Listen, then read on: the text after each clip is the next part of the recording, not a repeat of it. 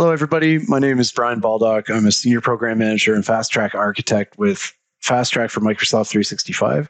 And it's my pleasure to welcome you to the Power Platform Fundamentals course. This course covers 5 different sessions. You're encouraged to watch one or more of sessions. And the sessions in this course include session 1, where we describe the business value of Microsoft Power Platform. Session 2, identifying foundational components of Power Platform. Session 3, where we get started with Power Apps. Session 4, getting started with Power Automate. And then finally, Session 5, where we get started with other Power Platform solutions, including Power BI and Power Pages. In Session 1, we're going to discover how to harness the full potential of Microsoft Power Platform, from its core components and features to creating impactful business solutions and integrating with various Microsoft products and services. So let's get started with our first session. In Session 1, we're going to discover how to harness the full potential of Microsoft Power Platform, from its core components and features to creating impactful business solutions and integrating with various Microsoft products and services. So let's get started with our first session. Describe the business value of Microsoft Power Platform. The Power Platform provides organizations with the opportunity to empower their team members to build their own solutions through intuitive, low-code or no-code set of services. And these services help simplify the process of building solutions. With Power Platform, solutions can be built in days or weeks as opposed to months or years. Let's take a look at our learning objectives for the Microsoft Power Platform overview. Modern businesses run on data. Daily, users are performing tasks such as entering their time for payroll, working through existing processes, or using data to make business-related decisions. In our technology-driven world, users can be empowered to gain insights from and interact with all types of different data while automating menial and repetitive job tasks.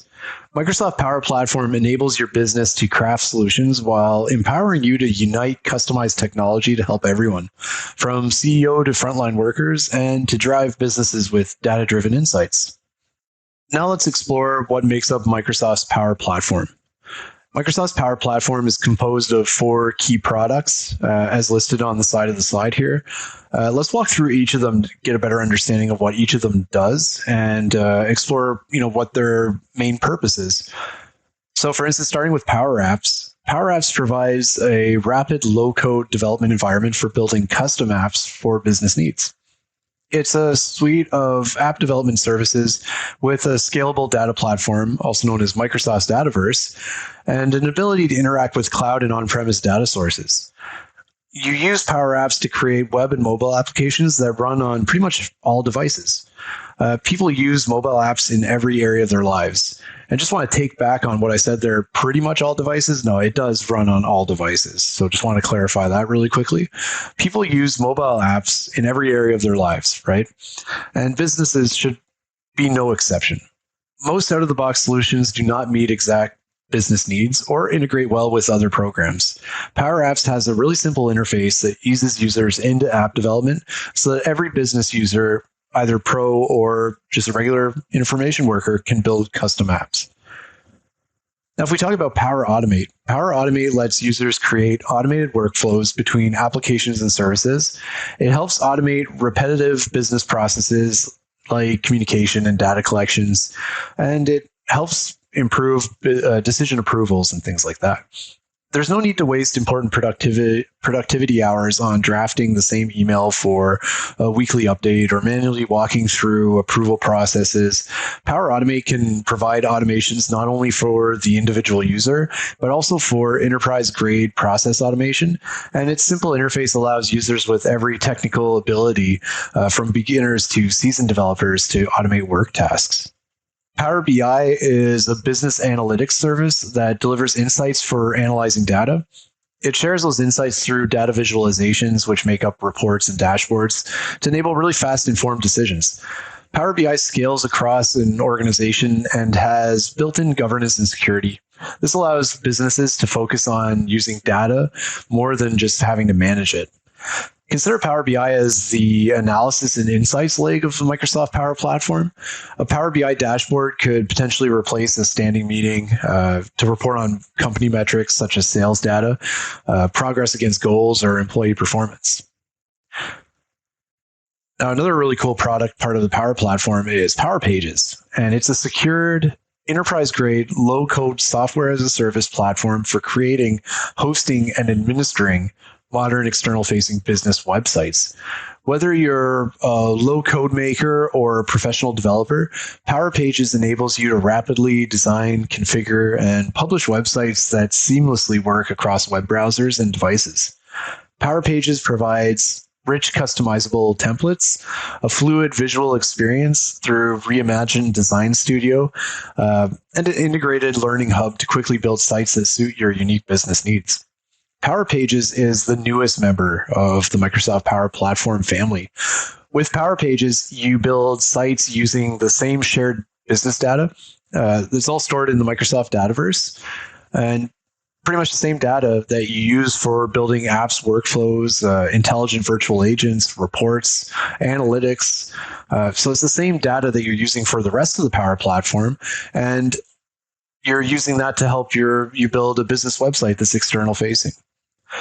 Among the products listed above, there are additional tools that enhance the solutions you create on Power Platform.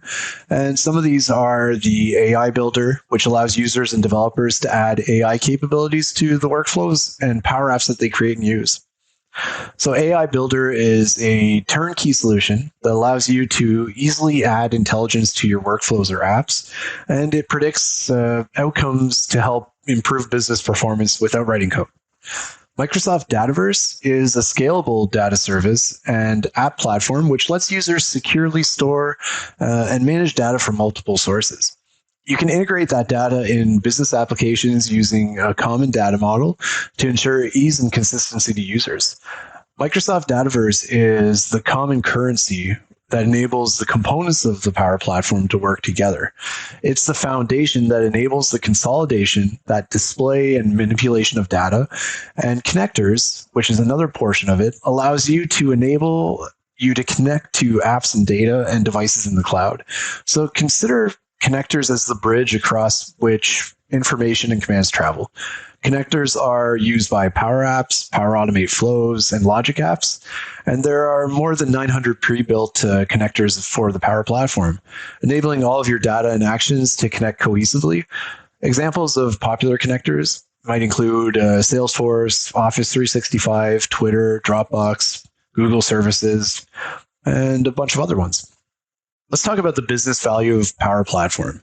Essentially, we've got this changing of workforce expectations. So as millennials and Gen Z gradually start to form most of the workforce, organizations need to adapt to fit to the way that they work. These individuals have grown up in a world tailored to experiences and collaboration through social media. And to best leverage their abilities, organizations should be able to deliver more custom, streamlined, and collaborative digital experiences. Increased cost for custom application development is another reason to consider the business value of Power Platform. Building custom applications is really time consuming and quite expensive. You not only need to factor in the costs to initially develop custom application, but you should also factor in the costs to maintain it. There's also that need to become more agile. So historically, solutions can take months to build and roll out. And after deployment, it can take weeks to implement every minor change. And we no longer have that luxury. Business strategies need to change rapidly so that organizations must be able to quickly build solutions based on those changing requirements. We need to be able to scale development efficiently as well. To meet these ever-changing needs, organizations must change the ways that we think about developing solutions. So by responsibly enabling citizen developers or power users as part of the development process, we can really create hybrid deployment teams that empower the entire organization to grow. So what about using Power Apps to build and consume custom solutions for web and mobile? Well, Power Apps provides a rapid low-code development environment for building custom apps that are suited for the business's needs. It has services connectors, scalable data service and app platforms, also known as Dataverse, and this allows simple integration and interaction with existing data. You use Power Apps to create web and mobile applications that run on all devices. So people use these apps in every area of their lives, and the business should be no exception. Most of the out-of-box solutions do not meet exact business needs or integrate well with other programs. So Power Apps has this really simple interface that eases users into app development, and that could go for user developers or pro developers and help them build custom apps. Power Automate lets users create custom and automated workflows between applications and services. It helps automate repetitive business processes like communication, data collections, decision approvals. There's no need to waste important productivity hours on drafting the same email for a weekly update or walking through a ton of approvals. Power Automate is not only for the individual user, but it also allows for the creation of enterprise-grade process automation. And Power Automate's simple interface allows every level of user, from beginners to seasoned developers, to automate work tasks. Now, diving a bit deeper on Power BI, Power BI is a business analytics service that delivers insights for analyzing data. It shares those insights through data visualizations, which make up reports and dashboards to enable fast, informed decisions. It scales across an organization, and I think I mentioned before, but it does have a built-in governance and security capability. And this allows businesses to focus on using the data more so than managing it. So consider Power BI as the analysis and insights leg of the Microsoft Power Platform. And it takes business data and allows you to display it in ways that makes more sense to users. So a Power BI dashboard could pretty much replace a standing meeting where you're constantly reporting out company metrics like sales data and things like that. This is a way to avoid having that standing meeting and just show the data in a dashboard that everybody has access to. So let's talk about Power Pages. Power Pages is the newest member of the Power Platform family. Microsoft Power Pages is a secure and enterprise-grade low-code software as a service platform for creating, hosting, and administering modern external-facing business websites. Whether you're a low-code maker or a professional developer, Power Pages enables you to rapidly design, configure, and publish websites that seamlessly work across web browsers and devices. So let's talk about the Dataverse really quickly. The Dataverse is a scalable data service and app platform, and it lets users securely store and manage data from multiple sources. You can then integrate that data into business applications using a common data model to ensure ease and consistency to users. Dataverse is the common currency that enables the components of Power Platform to work together. It's that foundation that enables the consolidation, display, and manipulation of data. So remember, Dataverse is your foundation. The best way to get started with a low-code project is from the data and services layer. Your solutions can be built on an Excel spreadsheet, a SharePoint list, or react to emails and tasks. So maybe you want to connect to your clients in a CRM or products in your ERP. Or what about connecting to your MDM running on SQL or one-click export of your data lake? These are all made possible with our native integration to Microsoft 365, Dynamics 365, and Azure. Also, the on-premise data gateway allows you to connect to any legacy data source in your organization without having to migrate it to the cloud. Many clients have already developed and deployed these gateways to use Power BI and use the same gateway for a whole new set of use cases enabled by apps, workflows, or RPA. However, when you need a new database, the fastest way to model and secure your company data, then make it available within the Power Platform and beyond, is using the Dataverse. Finally, you can also connect to more than 400 Microsoft and non-Microsoft web services, including Zendesk, Twitter, SAP, Marketo, Box, Salesforce, or you could connect to any REST or HTTP endpoints using custom connectors. Next, you'll design business processes and automate tasks.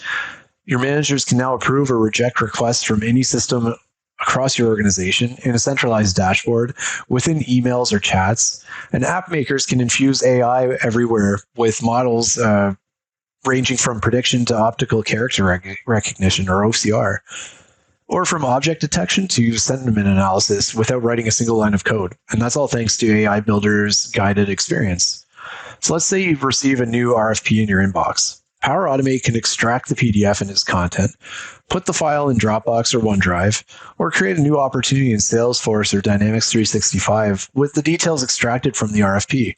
It can then create a channel in Slack or Teams with key external stakeholders, assigning them tasks to finally send your details to the ERP system, like SAP or Dynamics 365, and for your warehouse team to prepare a pallet to ship to your client. This can all be automated with our digital process automation and business process management capabilities. If at any stage of the process you can't connect to a system through APIs or when complex manipulation is required, the robotic process automation or RPA capabilities of Power Automate can handle that for you. So after your data sources and processes are built, you can create amazing user experiences with rich mobile or desktop apps. You can embed these apps in tools that you already use or use portals to share the processes with external users. So building mixed reality experiences is made accessible to anyone who without requiring a video game developer. Power Virtual Agents bots are best when natural language interactions make the user experience more efficient.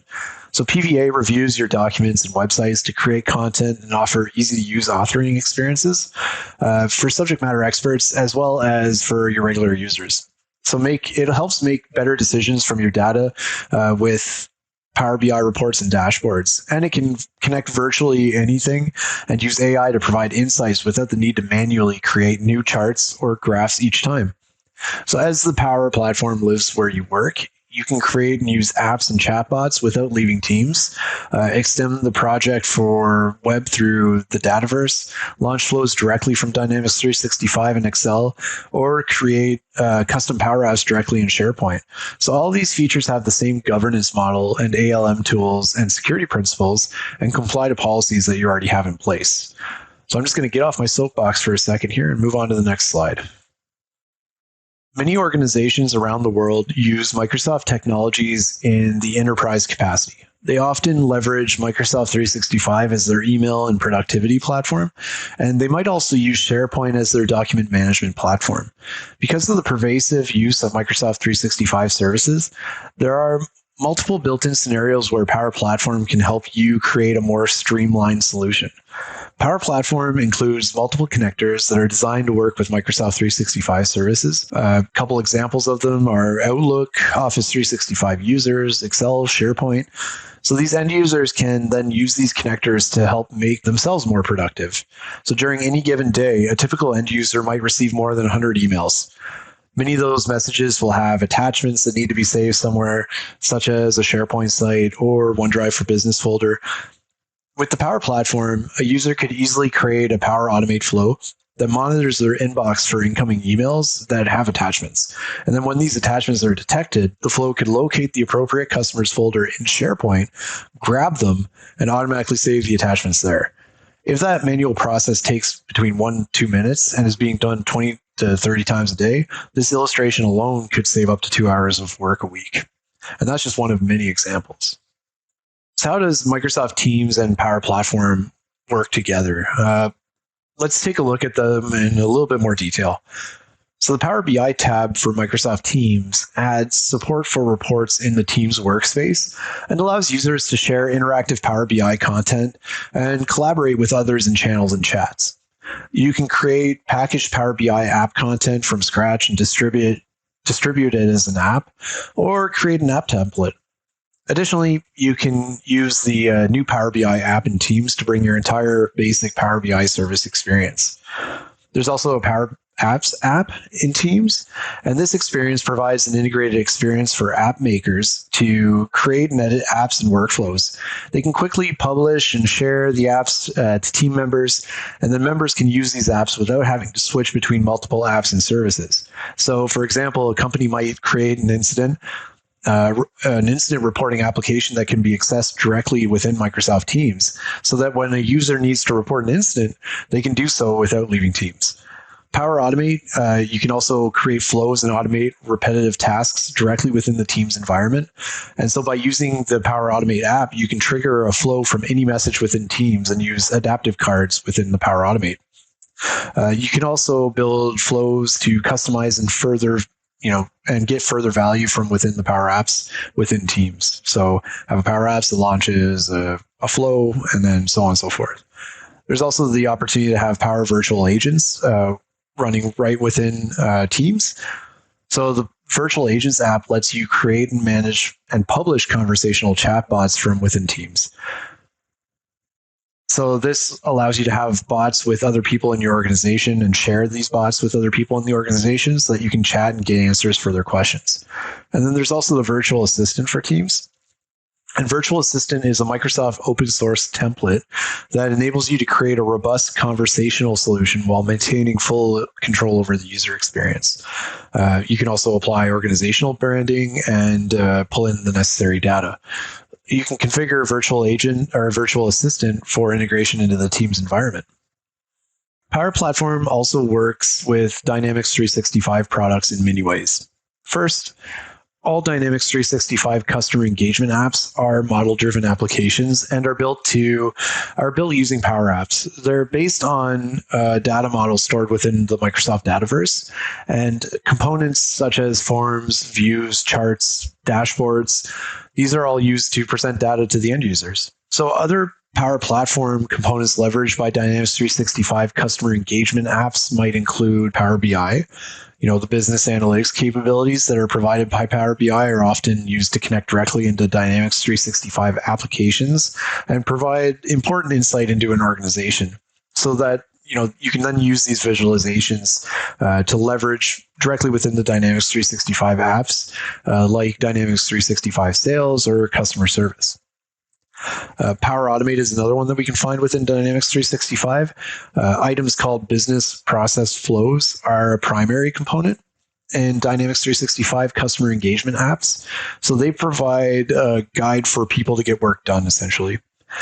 For example, Dynamics 365 Sales includes business process flows, and these help guide sellers beginning with a lead and ending with a closed sale. Then you can also inject Power Virtual Agents, and these intelligent chatbots are becoming a regular part of customer support organizations. They can help to answer specific customer questions and deflect cases away for agents to reduce their workload. Dynamics 365 Customer Service provides support across multiple channels to easily direct incoming phone calls, SMS, or Facebook messages to Power Virtual Agent bots first. The bot then escalates to a live customer service agent working in the Dynamics 365 customer service as required. And then there's also Power Pages. Many organizations provide self-support options where customers can access a portal, find answers to questions, engage with support, or open new support tickets.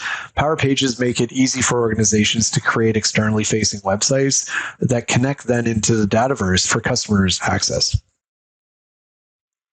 Building scalable enterprise solutions with Power Platform and Azure services. The Azure Cloud Platform consists of hundreds of products and cloud services, and these are all designed to bring new solutions to life to solve challenges today and potentially future challenges as well. Azure provides the opportunity to build, run, and manage applications across multiple clouds, whether it's on-premise or at the edge, and this is with tools and frameworks that you choose. So Power Platform and Azure Services are a perfect fit, and Azure Services can be used with Power Platform to help modernize legacy systems, automate processes, and create analytical solutions as well. Now let's talk about the big one, artificial intelligence. Now this is changing how companies do business. Not only does it provide organizations with important insights about their organization itself, but it also helps streamline how individuals do their work. Microsoft's Copilot uses AI to allow individuals to communicate their needs using natural language and be provided with relevant assistance based on details they provide. Copilot can be used throughout the Microsoft Power Platform. With Copilot, tasks like building applications are as simple as just describing what you need the application to do. And this can be done through a multiple steps of conversation or through a single line. Copilot not only helps designers, but it also helps end users be more productive. So users can leverage Copilot inside applications to help them locate and analyze data, as well as streamline how they perform daily tasks. Although we live in a data-driven world, your business will sometimes find it difficult to take advantage of the data you have access to. Sales, customer, and employee data should drive our business decisions. But where do we even start? Microsoft Power Platform adds value to any business by helping you analyze, act, and automate. Act by building custom apps and Power Apps. Automate processes based on the data that you collect in Power Automation, and analyze the data that you've collected in Power BI. So consider a business that has IT equipment for general use. Currently, equipment is checked out by conducting and visiting the IT office. If the product is available, you write your name on the equipment identifier in a notebook, and employees might have time to visit IT several times before the equipment becomes available. So IT personnel must drop their tasks to do a check on the equipment, check on the status, collect it from the employee, give it to another employee. And, sometimes employees will hold on to that equipment longer than they intended to, and a member of IT spends time to track it down. In addition, important equipment information such as, the serial number, warranty details, and instructions for use are kept somewhere in the IT office. So how can Power Platform improve this process? Well, you can use Power Apps to build an app that has all the equipment listed along with its status and important details such as user instructions. This way, employees check out available equipment and collect it from IT at a specified time. They can even access user instructions or flag an equipment malfunction from their phone or tablet. Power Automate reads when equipment needs to be returned, sends reminder emails or warnings, that it's being late to being checked back in. Users can see when the equipment is booked through the app, request checkout for a future date. Power Automate sends them a reminder to pick the equipment up and advises IT to have it ready. Power BI takes all that data generated from the app, analyzes it to help you understand what equipment is used most often, by whom, and why. And this way, you decide if specific users or departments need additional or dedicated equipment, and when it has reached the end of its usefulness. So we can take all this information and really make business and data-based decisions based on this information and understand how this equipment is actually being used. So this is just one common scenario in which Power Platform can transform the way businesses work. Consider your own business and what processes take up valuable time and are a burden to customers or employees. How can you leverage Microsoft Power Platform to improve them? Thank you for exploring the extensive capabilities of the Microsoft Power Platform with us. From understanding its fundamental components to leveraging it for innovative business solutions and seamless integration with Microsoft's ecosystem, we've explored all these different aspects and more, but this concludes our session. There are many ways to continue your learning journey, and we encourage you to watch other videos in this course or search for your next favorite topic on Microsoft Learn.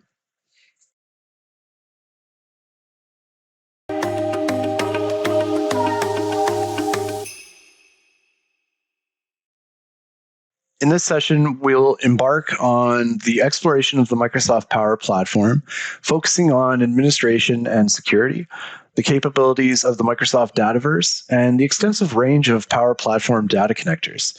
Prepare to unlock the potential of these power tools to transform your business solutions. Let's get started with this session. So during this session, we're going to learn about the key fundamental foundational elements that are involved in creating Microsoft Power Platform solutions. We're going to get started by working on the learning objective, Power Platform administration and security. Let's talk about environments in Dataverse. Any items that you create in that environment, including connections, gateways, flows that are using Power Automate, and more, are also bound to their environment's location. Environments are used to store, manage, and share your organization's business data, its apps and flows in Microsoft Power Platform. And each environment allows you to provision one Dataverse database for use within that environment. Dataverse environments allow you to manage user access, security settings, and the storage associated with that database. So each environment is created under Microsoft Entra ID or Azure Active Directory tenant. Its resources can only be accessed by users within that tenant. And an environment is also bound to a geographic location. So moving on, let's talk about data protection. Data in transit between users and devices within Microsoft data centers is secure. Connections established between customers and Microsoft data centers are encrypted, and all public endpoints are secured using industry standard transport layer security, TLS. TLS effectively establishes a security-enhanced browser-to-server connection to help ensure data confidentiality and integrity between desktops and data centers. API access from a customer endpoint to the server is also similarly protected. Currently, TLS 1.2 or higher is required for accessing the server endpoints.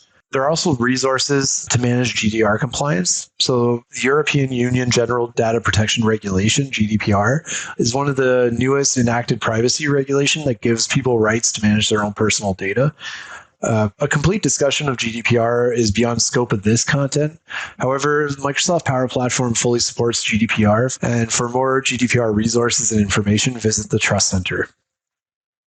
Let's talk about the Power Platform Admin Center.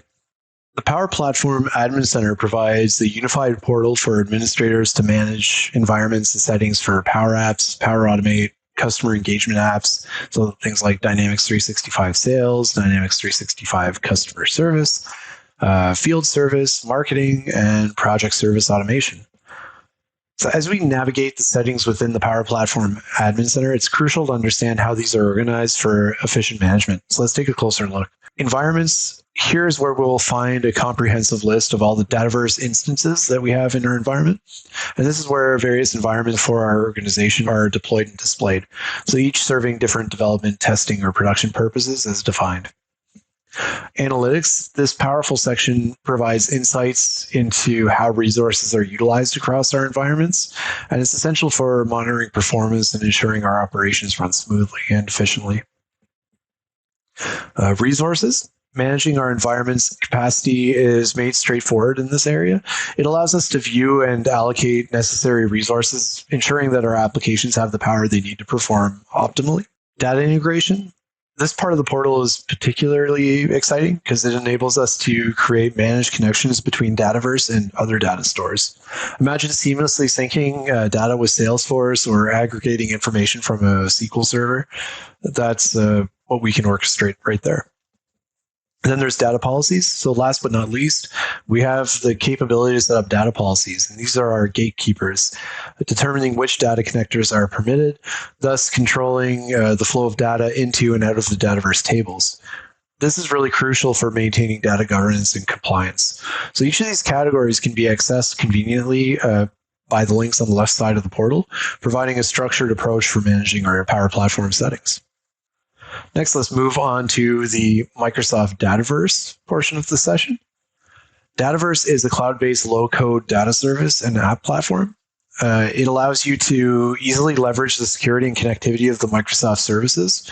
So Dataverse connects easily to all aspects of the Power Platform so that you can fully control, automate, and strengthen your business. This includes standard tables and columns, as well as the ability to easily define relationships between your data. Dataverse was built for powerful, scalable solutions. Dataverse is designed to be essentially your central repository for business data. You might even be using it already behind the scenes. It powers many of the Microsoft Dynamics 365 solutions, such as Field Service, Marketing, Customer Service, and Sales. Dataverse is also available as part of Power Apps and Power Automate with native connectivity built in. The AI builder and portals that features the Power Platform also utilize Dataverse. So foundationally, Dataverse. Let's look at an overview of Dataverse. Dataverse is a cloud-based solution that easily structures a variety of data and business logic to support interconnected applications and processes in a secure and compliant manner. Managed and maintained by Microsoft, Dataverse is available globally, but deployed geographically to comply with your potential data residency needs. It's not designed for standalone use on your servers, so you do need an internet connection to be able to access and use it. Dataverse is designed to be your central repository for all your business data, so think of it as the foundation. The ease of setting up a Dataverse database with a standardized data model under it simplifies your ability to concentrate on building solutions without worrying about the infrastructure, the storage, or the data integration. So with your data stored in Dataverse, there are many ways to access it. You can work with the data natively with tools such as Power Apps or Power Automate, and also through connectors and APIs. And you can connect to the common data service from any business solution. So that's with the power of features such as role-based security and business roles. So you can trust that your data is safe no matter where or how it's accessed. So let's define Microsoft Dataverse. A Dataverse database is a single instance of Dataverse which stores data in a set of standard and custom data structure called tables. A table is a logical set of records or rows that's used to store data. These are like tables in a relational database, but there are subtle differences. So rows or records within a table contain many columns or fields to manage individual pieces of information about a single row. The Common Data Model, or CDM, is a common language used to describe data by business and analytical applications, and it consists of a set of standard and extensible data definitions which are published by Microsoft to enable consistency and alignment of data across its ecosystems. So CDM allows everyone and everything, humans, devices, bots, AI, line of business systems, and services to interact with the data and be able to have a consolidated and common understanding of it. So we'll cover that in more detail on the next slide. Again, the Open Data Initiative provides a platform for a single comprehensive view of data, bringing together enriching data from all lines of business across all systems to deliver real-time intelligence back into applications and the services that are connected to it. So the Common Data Model provides a shared data language for business and analytical applications to use. It made it easier to bring together data from multiple systems and applications, and the CDM metadata system makes it possible for data and its meaning to be shared across applications and business processes, such as Microsoft Power Apps or Power BI, Dynamics 365, and Azure. So in addition to the metadata system, Common Data Model includes a set of standardized extensible data schemes, and these schemas are published by Microsoft and its partners. This collection of predefined schemas includes entities, attributes, semantic metadata, and relationships. And the schemas represent the commonly used concepts and activities such as account and campaign to simplify the creation and aggregation and analysis of data. Historically, the work to build an app has been tightly tied with data integration, but with the CDM, or the Common Data Model, and the platforms that support it, the two can happen independently. So app makers and or developers, whether these users leverage code-based platforms or a low-code, no-code platform like Power Apps or Power BI, they need to store and manage data for their apps. Data integrators, these users are responsible for bringing the data from a variety of systems to make it accessible for apps to use. Common Data Model simplifies data management and app development by unifying data into a known form and applying structural and semantic consistency across multiple apps and deployments.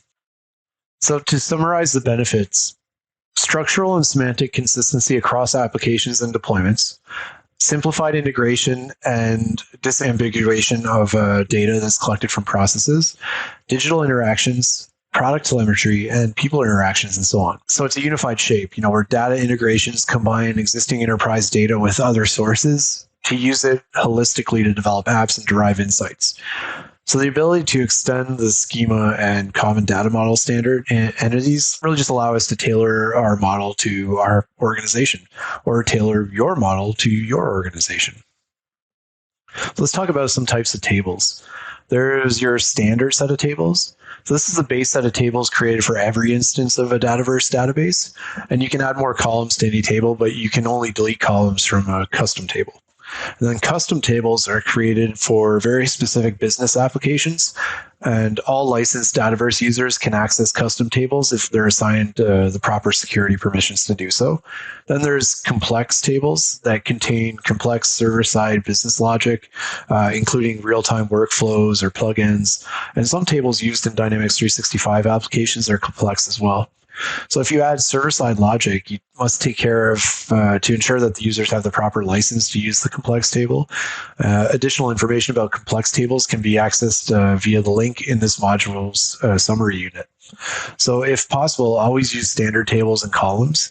You can rename a table if that makes it more understandable in the context of the solution, but always review a list of standard tables and review your needs before you create a new table.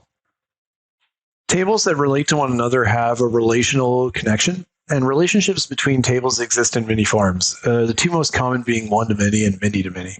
Both are supported by Dataverse. One-to-many relationships are also known as parent-child relationships. In the invoice example on this slide, the invoice table would be the parent, and the line items would be a part of the child table.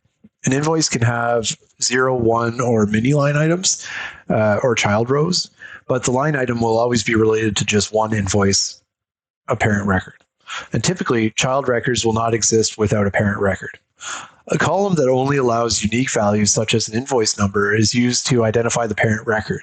So this unique column is called a key. The same value, the parent key, is stored in the related child rows, and this column is called the foreign key.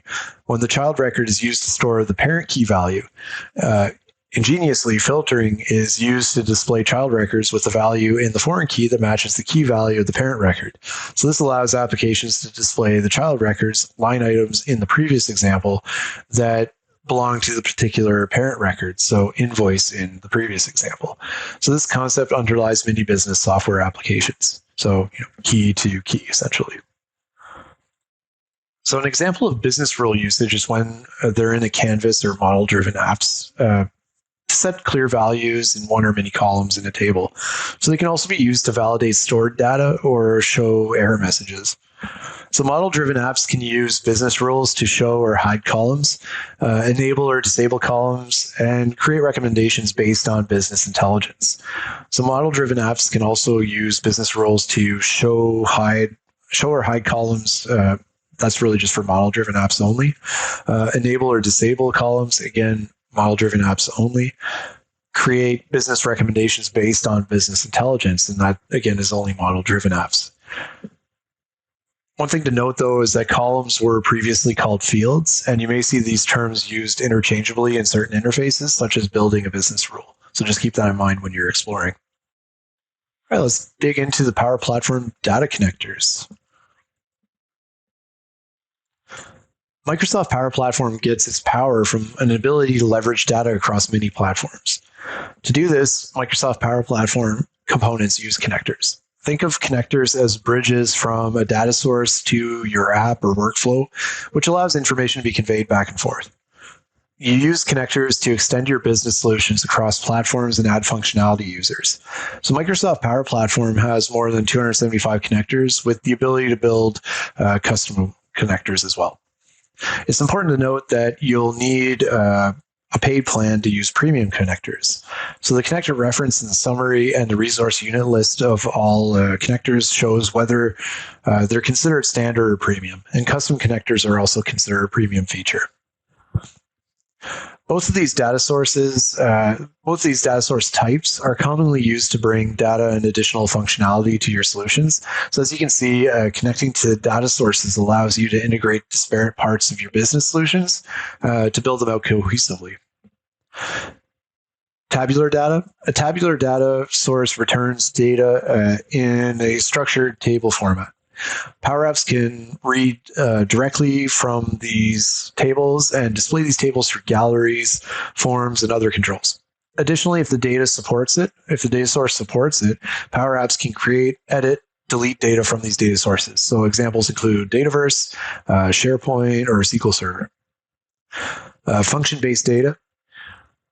A function-based data source uses functions to interact with it. These functions can be used to return a table of data, but offer more extensive action, such as the ability to send an email, update permissions, or create a calendar event. So example of these types of connectors would be Office 365 users, Project Online, or even Azure Blob Storage. Triggers are only used in Power Automate and prompt a flow to begin. So triggers can be time-based, such as a flow which begins every day at 8 a.m., or they could be set around an action like creating a new record in a table, receiving an email. You'll always need a trigger to tell your workflow when to run. And then actions are used in Power Automate and Power Apps, and actions are prompted by the user or a trigger to allow an interaction with your data source and a function. So, for example, an action would be sending an email in your workflow or app, or writing a new line in a data source. Let's hop into a demo about data modeling. So we're cutting into the demo environment where we're going to be looking at creating some data modeling. And in order to do some data modeling, it always helps to understand the scenario and what we're trying to accomplish, because using Power Apps and Power Automate and Power BI and all this kind of stuff is really helpful, having a concept as to what the problem is and what we're trying to solve for. So in this scenario, we're working for Bellows College, and it's an educational organization where there's multiple buildings on the campus. The campus visits are currently recorded in paper journals, and the information is not really captured consistently. So administration wants to see us modernize this entire registration process. So what they'd like to see is that the registration process is controlled by security personnel and that all visits are required to be pre-registered and recorded by their hosts. So let's get started. First thing what we're going to need to do in order to do this data modeling is create a table. And in order to create a table, well, first of all, we need to go and access our Power Apps because we're building up to the point where we're going to deploy our own Power App. So let's open up a web browser and we'll go to makepowerapps.com. So at this point, you may be prompted to sign in with your tenant. Ideally, you'd want to be using a demo tenant at the moment or a test tenant.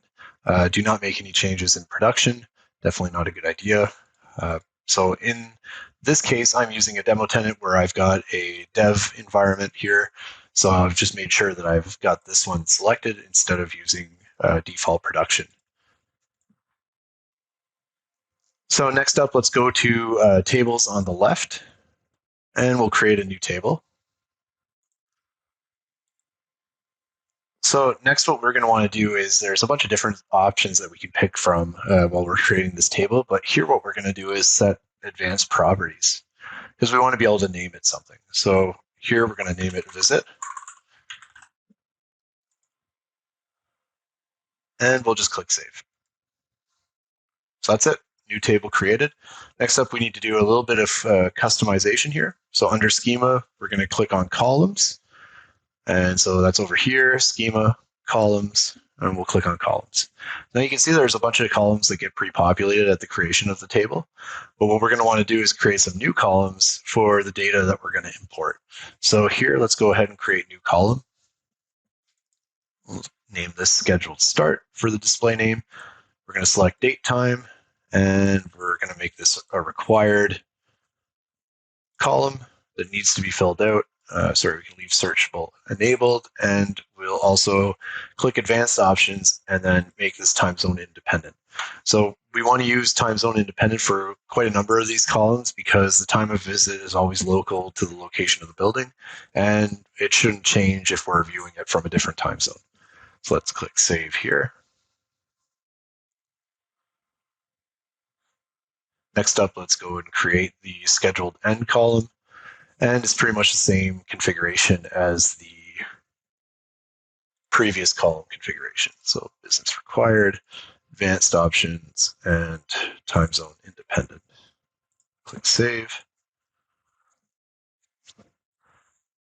Next up, again, another column. We're going to call this actual start. It is a date time as well. We can leave this as optional, so it's a selectable field. And again, time zone adjustment is time zone independent.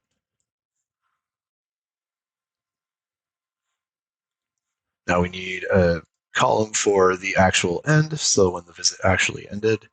Again, date time, this is an optional column as well, and we need to set it to time zone independent. Next up, we need a code column. So this is going to store our codes for the visits, and this is going to be an auto number that's based off of the date prefixed. So it's going to generate a random number based on the date that the column is entered, as well as a random digit afterwards. We'll click save here. So we name that one code. And next up, we want to create a visitor column. So we'll name this one visitor. And this is going to be a lookup across a different table. And we're going to make it a related table to the contact table here. We just got to scroll down here until we find contact. And then under advanced options, we are going to make the relationship name visitor ID based off of the schema from visitor. Click save. All right, so now we need to import some data into our new table.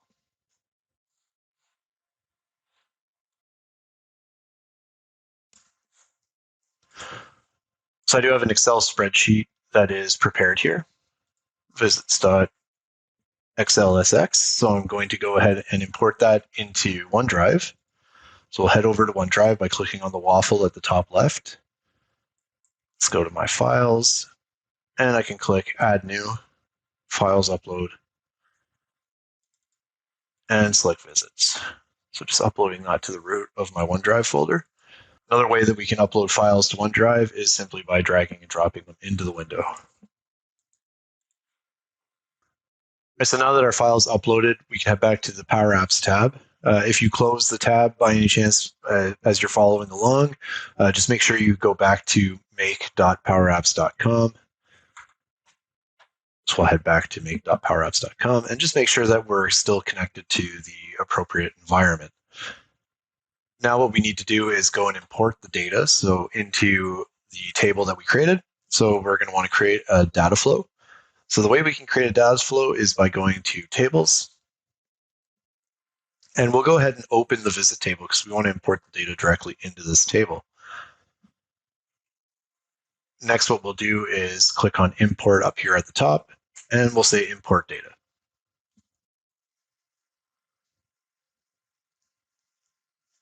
Now, one of the options that we have at the top of the screen here is the Excel workbook, and that's exactly the one that we want to pick. As you can see, there are a bunch of different options under sources that we can choose, but in this case, we want the Excel workbook.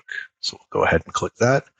And next, what we'll need to do is either, if we had a copy of the link to the direct path, we could choose that, but conveniently, there is a Browse OneDrive icon button here that we can click on. And that'll open up our OneDrive folder and we can go and select the data. So let's select visits and click select. And now we can click next. This is going to open up a Power Query screen where we can go and select the appropriate table that we want to import. So in this case, we're going to import the sheet visits. You can see that it's grabbing some of the data from the sheet. This is perfect. Now we want to click next. This opens up a Power Query where there's the possibility of manipulating the data within this window as it's being imported in the table. But in this case, we don't want to do any data manipulation. We're just going to map the tables in the next screen. So from here, we'll just click next. So from here, what we want to do is make sure that our query visits is selected. This is the data that we're importing. We want to load data into an existing table. And that's the table that we created earlier called visits. So now we'll look for the table's name. And there it is, CR282. So what happens here is it generates a CR number as well as the number that's a random set of letters and numbers. So this could be 282, it could be L1L, it could be anything. So this is just randomly generated, but just keep that in mind, we're looking for the visit table here. So let's go ahead and click visit. And now the column mapping process is something that we need to walk through. This is a manual process, or there's also the automap functionality. So let's see if clicking automap does anything. In this case, when we clicked automap, it does map the code from the source column to our destination code column and name as well. However, scheduled end and scheduled start, it wasn't able to detect an equivalent column. So from our human interaction, we will go and select those manually. So actual end, actual start, scheduled end, and scheduled start. And let's go ahead and click next. On this option, we can choose refresh automatically or refresh manually. What we want to do is refresh manually, because as we're changing data in here, we might just want to force the app to update itself, or the data connection to update itself. So don't worry about that. What we're going to be concentrating on for now is just refreshing manually. And next we'll click publish.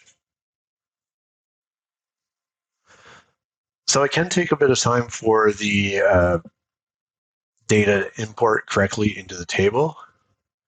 What we can do here is actually just click outside of the table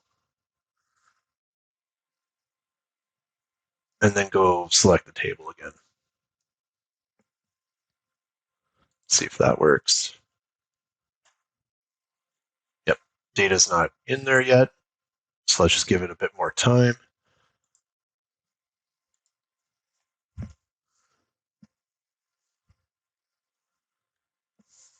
Might just try refreshing the browser window.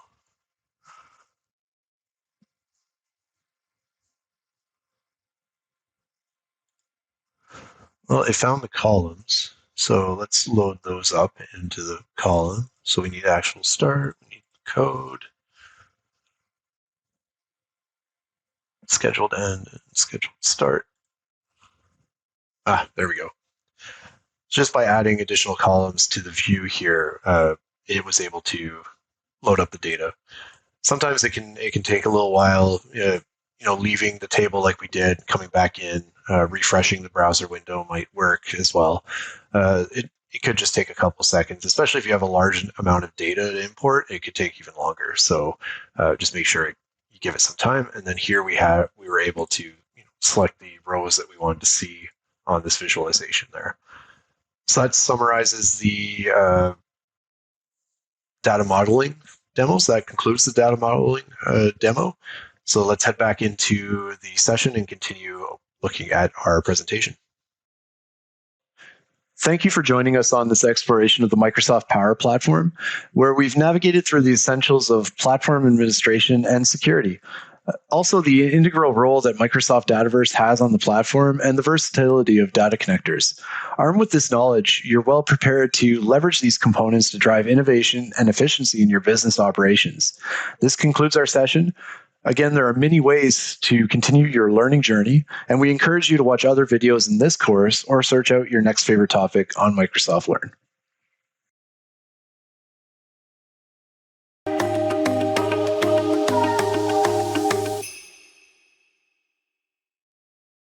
Hello, everyone. Welcome to our session where we'll embark on a journey through Power Apps, starting with an introduction to the platform, followed by hands-on guidance on building both the Canvas and model-driven apps. Let's get started. Our learning objectives today are pretty much learning about the value and capabilities of Microsoft Power Apps and the ways citizens and professional developers use this technology to build simple applications for their business. So looking at our learning objective, we're just covering an introduction to Power Apps. So let's kick this off.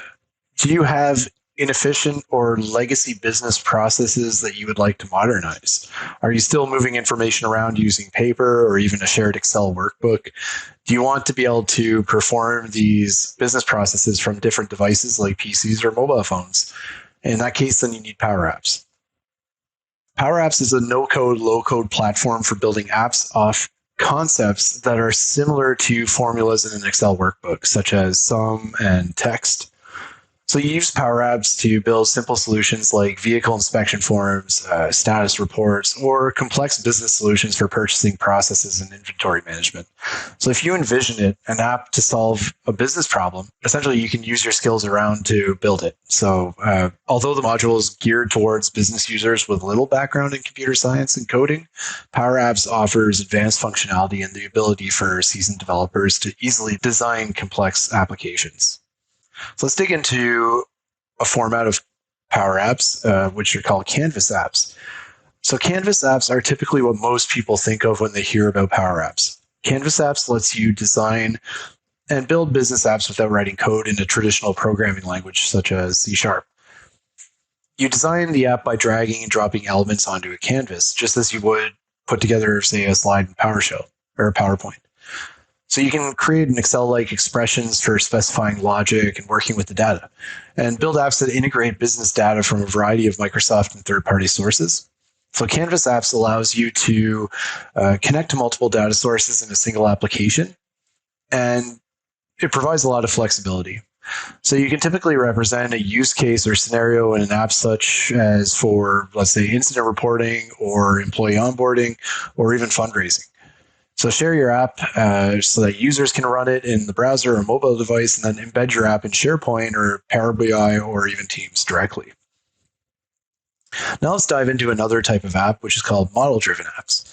A model-driven app is built from data in the Microsoft Dataverse, and Power Apps will build you a great-looking, fully functional app to act upon and interact with this data. With model-driven apps, there is no need to worry about choosing its size. It is responsive, meaning it works on a mobile or a tablet with no extra work for you. You define the relationships, the forms, the views, the business rules, and anything else at the data layer inside of Dataverse. And then this gives you enough control to get the business result without writing all the formulas yourself.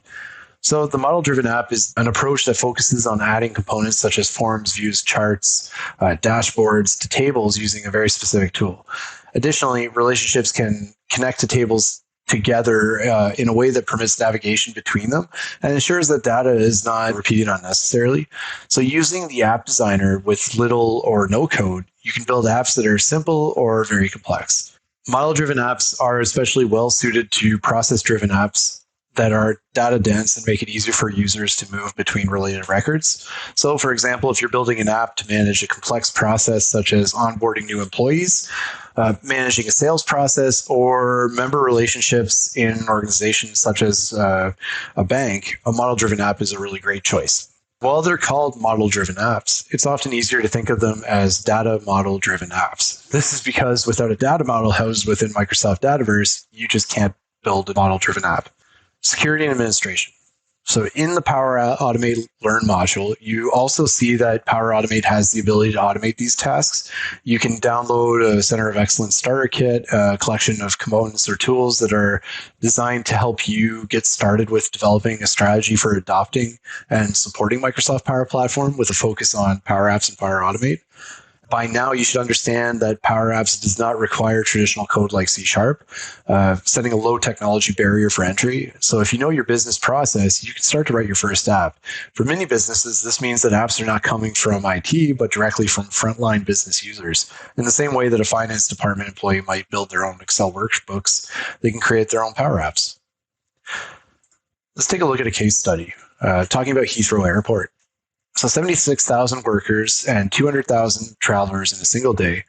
Power Apps was able to empower frontline workers to build apps to solve problems.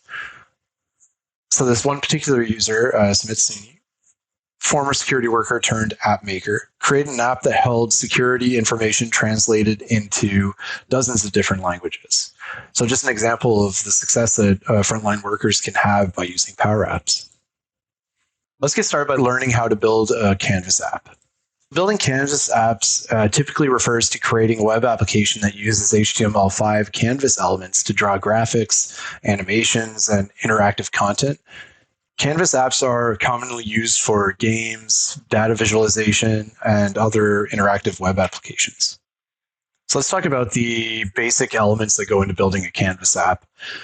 Or really just any app. So the Power App Studio is the web interface that you use to build your app with Power Apps. There's no client or download to install for building apps. Everything is done from the browser by logging into make.powerapps.com. The app format. So the very first step is creating your app is to choose the format, either mobile or tablet. While both formats can be used interchangeably on a mobile device, a tablet, or a computer, each has different defaults around sizing and screen controls. So after you choose the format for an app, you can't change it. Galleries use the gallery control to display records from a table of data, and records are then defined by a template, which you can use to customize in order to meet your needs.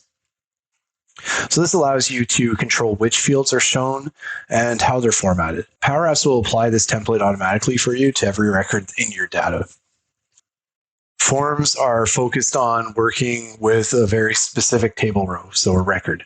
This is often based on a selection from a gallery, and in this experience, a user browses a gallery to find and select a desired row that displays the details on the form. So forms enable a user to not only view detailed information, but also to save new rows and edit existing ones. So the various actions are controlled by form modes, allowing the form to serve many purposes.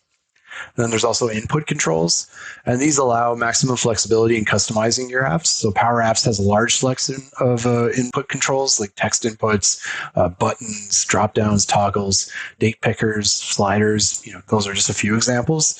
And you can add these controls to galleries, forms, screens to build functional and aesthetically pleasing experiences for your apps. All inputs have a multitude of settings for default data, formatting, and actions which allow you to build an app that has the right user experience for your business process. When we're talking about intelligent controls, in addition to common inputs covered above, Power Apps also provides a rich set of controls for more advanced operations. There are hardware-based controls which allow access to the camera, let's say a barcode scanner, GPS, and other features.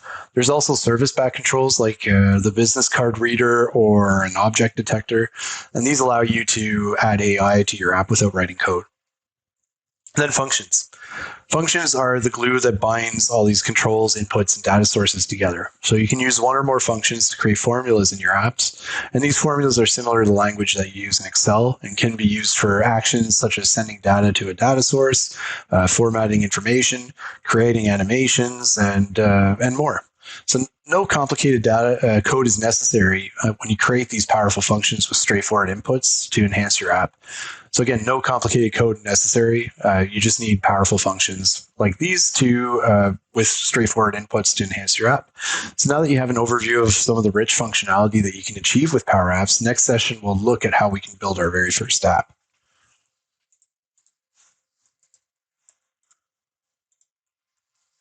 So the Power Apps Studio is the web interface that you use to build your app. With Power Apps, there's no client or download. Again, as we mentioned in the previous slide, everything's done from the browser by logging into make.powerapps.com. The Web Studio is the premier authoring experience for creating Power Apps and is the recommended way to build your apps.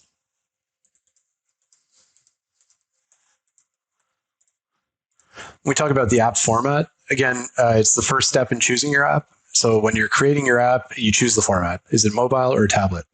Again, these formats can be used interchangeably on a mobile device or a tablet or even a computer, and each have different defaults around sizing or screen controls. So once you choose your format for your app, you can't change it. Keep that in mind as you're deciding which format to use. Forms are focused on working with a very specific table row, often based on a selection from a gallery. And in this experience, the user browses a gallery to find the selected row that displays the information details on the form. So Forms enables users to not only view detailed information, but also save new rows and edit existing ones. The various actions are controlled by form modes that allow the form to serve many purposes. Input controls. To allow maximum flexibility in customizing your app, Power Apps has a large selection of input controls. A few of them we named at the beginning of this section. You can add these controls to galleries, forms, and screens to build a functional and aesthetically pleasing experience for your app. All inputs have a multitude of settings for default data, formatting, and which actions you want to build into the app that has the right user experience for your business process. Now, if we talk about intelligent controls, it's a rich set of controls for more advanced operations. So we touched on that briefly, talking about, interaction and access to the camera, using a barcode scanner or GPS. And there's a ton of other features that are available there. There's also service-back controls like a business card reader or object detector. And that allows you to integrate AI into your app without having to write any code. Functions are the glue that binds all these controls, inputs, and data sources together. The one ring that rules them all. You use one or more functions to create formulas in your apps, and these formulas are similar to the language that you use in Excel and can be used for actions such as sending data to a data source, formatting information, creating animations, and more. So no complicated code is necessary. You just need powerful functions with straightforward inputs to enhance your app. Now that you have an overview of some of the rich functionality that you can achieve with Power Apps, the next section will show you how to build your very first app. So let's hop into the Build a Canvas app demo. and we'll run through that right away. All right, let's kick off this demo where we're going to be looking at how to build a Canvas app. Remember the scenario from the first demo? If you had a chance to watch it. If not, definitely go review the first demo. Otherwise, essentially the scenario, just as a quick summary, we're working for Bellows College, which is an educational organization. They have multiple campuses, and they want an efficient way to track campus visits. So currently what they're using is an Excel spreadsheet. And what they want to do is modernize the visitor registration system where access to buildings is controlled by security personnel and all the visits are required to be pre-registered and recorded.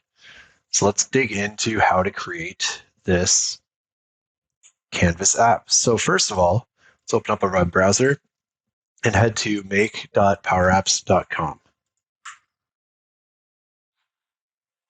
Again, just make sure that we have the right environment selected. So in this case, I've selected my dev environment. Make sure that you're using an environment that is not in production for these tests. So next up, what we want to do is create a new Canvas app. So let's go ahead and click on Create. And what we're going to do is create the Canvas app based on data from our Dataverse, which is what we did in the first demo where we imported the visits table and created that new table. So let's click Dataverse.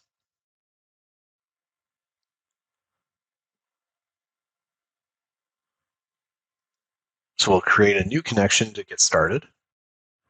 And next we'll select Microsoft Dataverse. It's right there. And we'll click Create.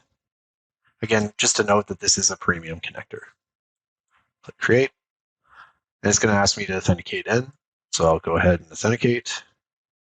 And I do want to confirm and allow access so that I can access the data. Now it's going to list out a bunch of tables that are available under this connection that we just established to the Dataverse.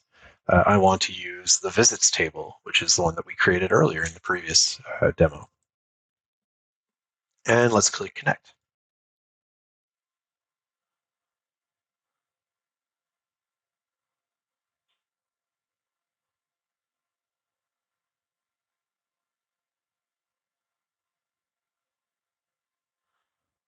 There we go. So when you're launching your very first time using Power Apps Studio, this window might pop up. You can just click Don't Show Me This Again and click Skip. Now, as you can see, just based off of the table data that we had previously imported in the previous demo, we can see that the Canvas app was able to generate successfully. And we can even go and run the Power App immediately. So let's go ahead up at the top right-hand corner here and select the Preview App button. So this is what the Canvas app looks like out of the box. We can see what it looks like on tablet view, on different types of mobile devices, and we can also see what it looks like from the browser. And even if we change, we can see that for the most part, it looks like it's staying in a very similar sort of configuration. So what we can do is look at how the app will behave. So we can see different sign-ins, click on them, look at the details that are based on this entry, and see additional information here. So that's the basics of just generating a Canvas app based on data that we previously imported. So let's just exit out of the preview for now and head back into the Power App Studio. So at this point, we've successfully created our very first Canvas app based on data that we previously imported. The next step in this process, even though we have a basic app that's been created, we do want to customize it and make it a little bit better and fit, the Bellows College branding, as well as customize it to their needs. So let's go ahead and modify the theme of this newly created app.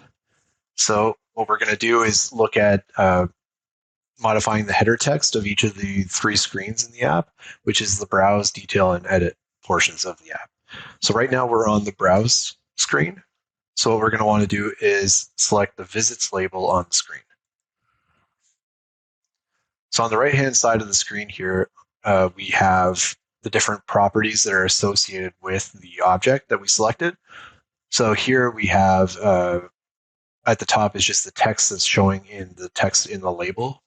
So what we can do is change this, and we'll change it to Bellows College Visits. There we go. In the Properties tab, what we might want to do is change it to a different font size, because right now it's cut off as it hits the buttons on the right-hand side here. So let's set that to, let's try 24. Oh, there we go. That looks better. Put it to 24, and then we'll just select outside of the label to deselect the label. So just clicking on the blank background here in order to deselect that. So next up, what we want to look at is the details screen. So on the left-hand side, we've got the different screens that are available for the app. So we just modified the browse screen and the label app name up at the top. So next up, let's go and select the details screen. And now we can see the details label. So we're going to want to do the same thing up at the properties for this label, is just modify that so it looks a little more fluid, and we'll name that visits details.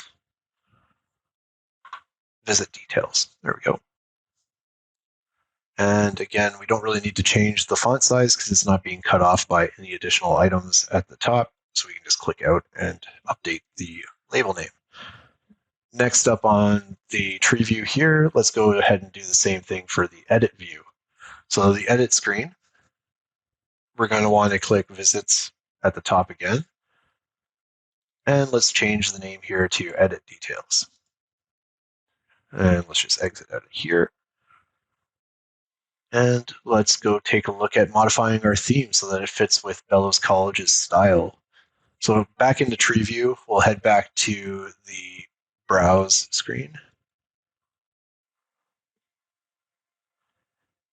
And up here on the command toolbar, there's a button called theme.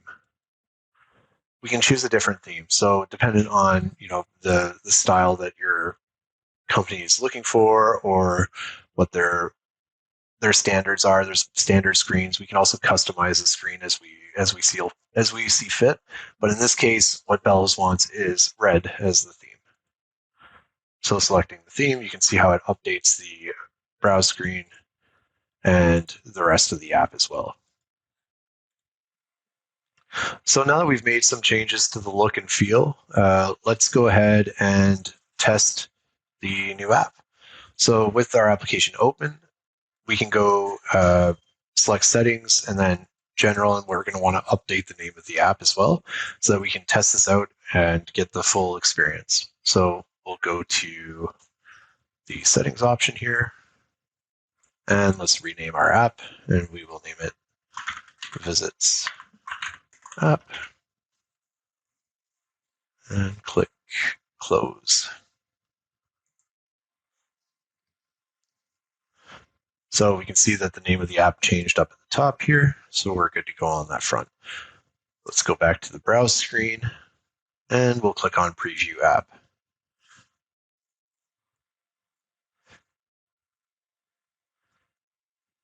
So to get a kind of experience of what it might look like for somebody who's looking at the scheduled items or the history of the scheduled visits, let's look for somebody named Maria. We'll just type that into the search, press enter, and we can see a bunch of different visits coming up under Maria Campbell. So now let's try to find the Contoso Suites item. There we go.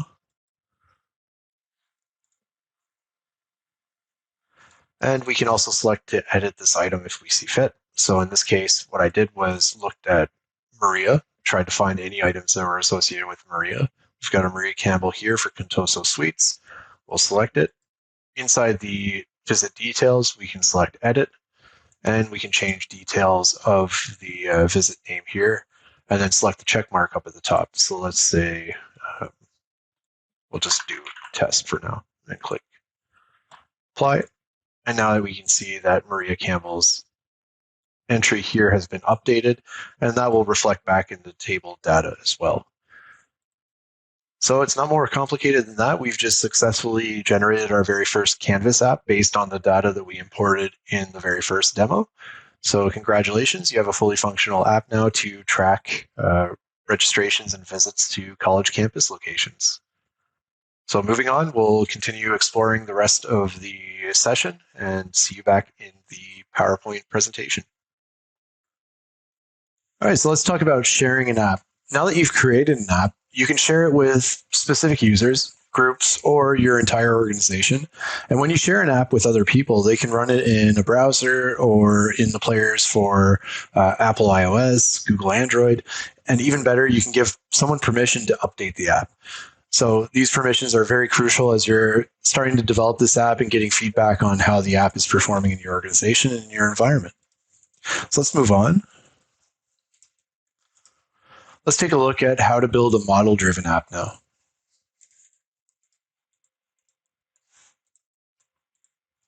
So a model-driven app consists of several components that you select by using the app designer. Components and component properties become the metadata. And let's look more closely at these components as we move into this. Model-driven app design is a component-focused approach to app development, and it does not require code, and the apps that you can make can be very simple or very complex. So unlike Canvas app development, where the designer has complete control, much of the layout is determined for you largely by the components that you add. So model-driven design uses metadata-driven architecture so that you can customize apps without writing code.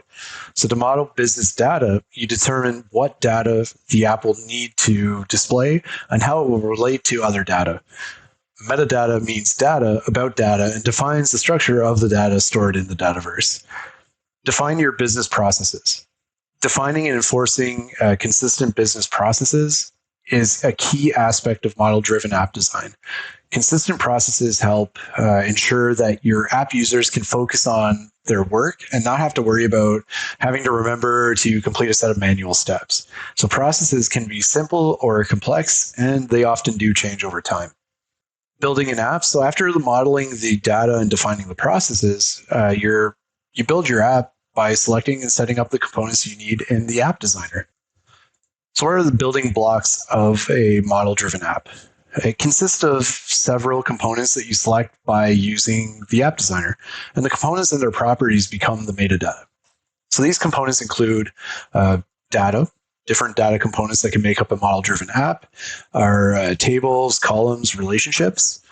Then we have user interface components, which determine how users will interact with the app and what designer is used to create or edit the component. So we could have the app, the sitemap, forms, views. When we talk about logic components, these are the components that determine what the business processes, the rules, and the automation the app will have. So logic types, business process flows, workflows, actions, business rules, and other types of flows. Visualization. The visualization components determine what type of data and reporting the app will show and have available, and which designer is used to create or edit that component. So those are charts, dashboards, embedded Power BI. So let's look at the design of model-driven apps. So when we're looking at forms, we're defining how users will see and interact with the data. And when we talk about views, it's a list of views of the rows for each of the tables. Charts, we're showing the data in a meaningful visual representation. Then we're talking about dashboards, providing an insightful graphical overview of the data model where we can view the app metadata and view the app in play mode. And then the business logic, so where we're setting business rules, build business process flows, and then dashboards where we can implement dashboards with custom filters and visual graphics. So additional third-party solutions and app accelerators will be found in that area as well. Let's hop into our next demo where we're going to build out our first model-driven app. All right, everybody, let's kick into our third demo where we're going to look at how to build a model-driven app. Again, we're going to stick with the same scenario that we were using across demo 1 and demo 2. So this is, again, based on the campus visitors recording and improving the overall registration system where access to buildings is controlled for Bellows College, which is that educational organization that we've been working for. So what we'll do is look at how we get into building this model-driven app. So to get started, essentially, we need to, again, open up make.powerapps.com. So let's open up our browser and head to make.powerapps.com. Just double check again that we're in the right environment. We are in our development environment, so we're good to go on that side. And next, what we're going to want to do is go and pull up our visits table. So using navigation on the left here, let's go and click on tables and scroll down until we find our visit table, and we'll go and select that. So next up, when we're inside the tables view here, we can see that we have our data. We already previously built that Canvas app. Now let's go and look at data experiences. So under data experiences, we have forms. And what we're going to want to do is click on forms. Next up, we want to look at the information form with the main form type. So not the quick view or card form. We're looking at the main form type information. So let's go ahead and click on information. So next here, we've got our form up. Now what we're going to want to do is look at the right-hand side of the screen where we've got information, where we've got the properties of our main form. So looking at the properties, we can see that the current display name is information. It's kind of unclear because if we go back, we can see that we've got 3 different types of information with the same name, and it's not clear which form type we want to use. So just again, we do want to make sure that we're using main. By clicking on information here, we can actually go ahead and change the display name so that it says main information, just so that's clear in the future. Next up, what we want to do is select table columns. So we're going to look at the left-hand nav pane here where we've got the different columns available in the table. And we're going to want to select the following columns and drag them into the form here. So the columns that we're going to need is visitor.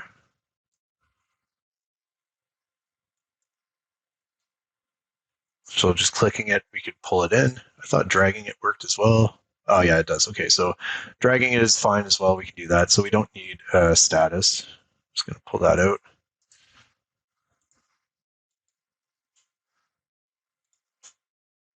So we'll get rid of status. So I accidentally pulled in status reason underneath visitor here. And you can see how we can manipulate that. So by adding status reason, which is one that we don't need, you can just select the form or the column and then just click delete. It doesn't delete the data, it just deletes the label from appearing in our form.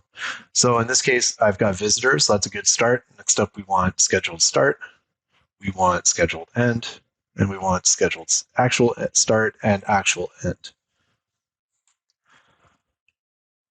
Next up, we're going to want to pull up the code column and drop it in the form header. So the header is the top right area of the form.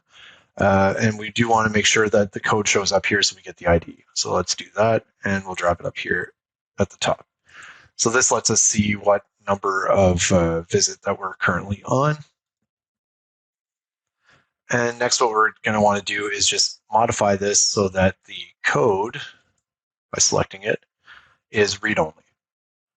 Remember, this is an auto-generated number that we added to our table. Next up, in the owner field, we are going to want to select this and make sure that the owner field is named host instead, because this is the person who's creating the entry, so the person who's hosting the visitor. And next up, we will just go and select save and publish. So this might just take a little while while it's saving and publishing up at the top, but essentially what we've done is set everything up, and this just looks like a little graphic area there. Okay, there. So save and publish, we saw that it gave us the green checkbox, so we're good to go. We can move back to our forms area, and here we can see that our main form, main information has been updated and created properly.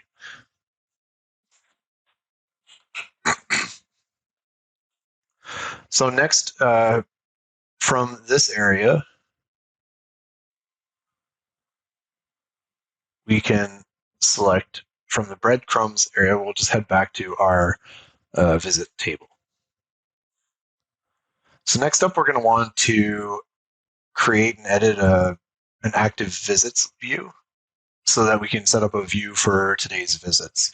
So under data experience section, we're going to set up a view. And now we can look at the active visits view that's here. And we're going to just want to set up the view as a default experience for the application. So let's go ahead and select active visits. And again, we're just going to drag the columns, the fields into the appropriate place that we want to see. So in this case, we're going to add the following fields. We're going to add code, we're going to add visitor, and scheduled start, and scheduled end. All right, next up, we can see that the way that the columns are being sorted is a bit off, and we might want to enforce columns to be sorted in a different way. So right now we can see that the sort here with the arrow pointing down is currently based on the name column. So let's go get rid of that. Get rid of the sort for the name column, and we're going to go and select the sort by scheduled start instead. And what we might want to do is select the schedule, the filter by active is fine. We're going to want to sort by newer to older. Clicking here. And there we go. So now we've got the most recent versus the oldest at the bottom. So we're good to go. So let's say save and publish. And we just have to wait for that to give us that checkbox. There we go. All right, so now that we've finished building out our active views, we'll want to create a view for today's visits. So let's go ahead and just build off of the one that we've already created. So we'll save as, and we'll just duplicate this view so that we have one for today's visits. So let's name that today's visits, and we'll click save.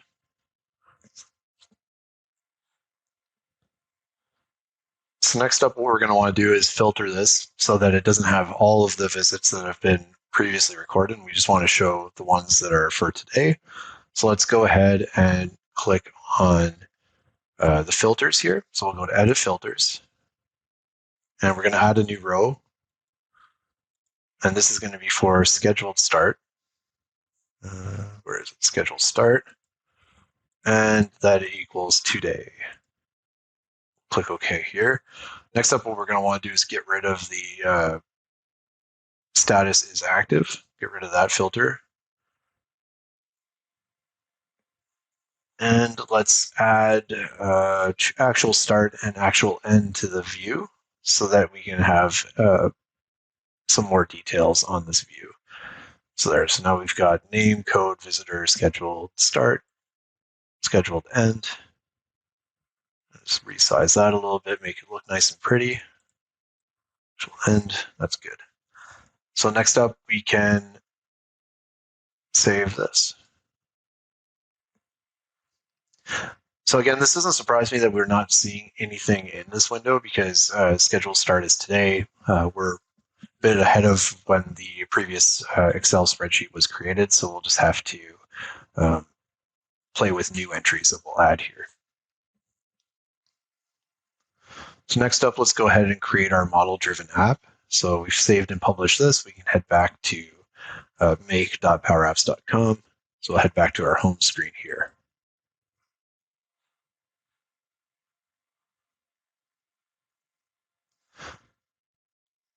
So again, make sure that we've selected the appropriate environment, and we'll click create, and we'll click on blank app. So next up, what we want to do is create a blank app based on Dataverse because we're building it based on our model that we've already created. So we'll click create here. Next up, what we're going to want to do is name this something that makes sense. In this case, it's Bellows Campus Management for our scheduling. And let's click create. So on this next page, it's going to ask us if we want to, how we want the app to behave. And so we're going to be creating some pages, and we're also going to be selecting our Dataverse tables. So what we're going to do here is click add page, and we're going to select Dataverse table. And we're going to use the following tables. So we're going to want to select visit, which we already have. And we're going to want to select contact as well, because we have a relationship with that table too. So we selected existing tables, we selected contact and visit, contact and visit, and we can click add.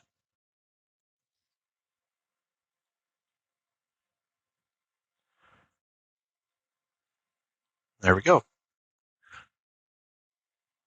So next up on the left-hand side, we've got our navigation pane. We can see the different views that are associated with the pane. We're going to want to create a new grouping, and we're going to change some of the properties of the app. So let's start by using some of the navigation settings here under the new group, and we're going to rename this one. So we'll select new group, and we're going to name this security. There we go. So you can see the grouping here in the middle of the screen: security, contacts, visits.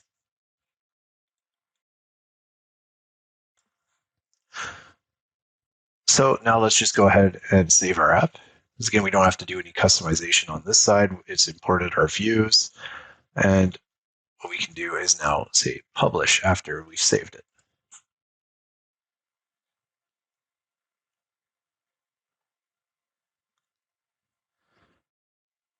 All right, so our app is created and is now published. Let's go ahead and test it. Just click the play button up at the top right.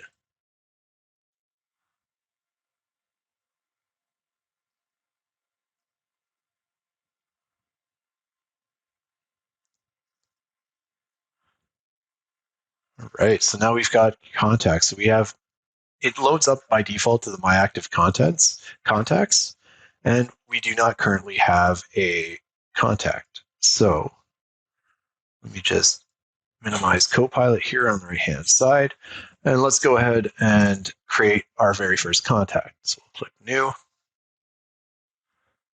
and we can fill out the contact information form. So in this case, we're going to be creating a contact name John Doe, and we'll just add an email here. Doesn't exist, but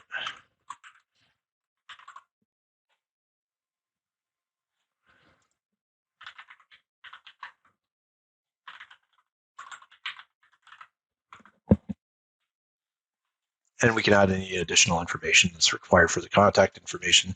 In this case, it's really just the email that's important. So we'll click Save. So by clicking Save, you can see that additional options have popped up at the top. In this case, we don't need to do any other additional details, so we'll just click Save and Close, and that'll take us back to the contacts pane. So let's go ahead and create a new visit. So to create a new visit, we'll click on the Visits view here.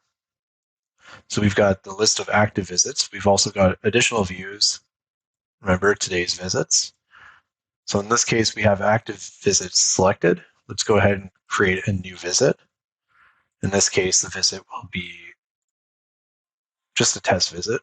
The host is myself, and the visitor is John Doe.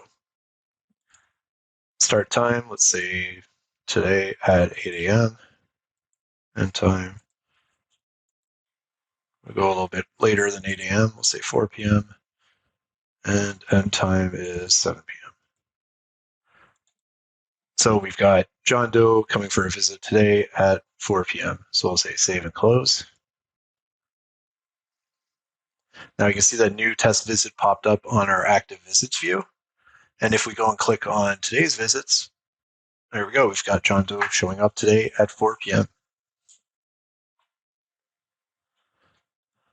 So at this point, if you're following along in your own lab environment, feel free to add additional visits as needed, and it'll just fill out the today's visits view for you.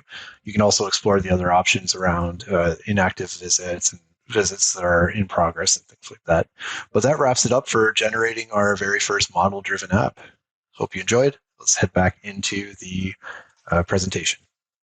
Thank you for joining us today. With a solid foundation in Power Apps and a practical experience in creating canvas and model-driven apps, you're now equipped to harness the power of app development to solve business challenges creatively. There are many ways to continue your learning journey, and we encourage you to watch other videos in this course or search out your next favorite topic on Microsoft Learn.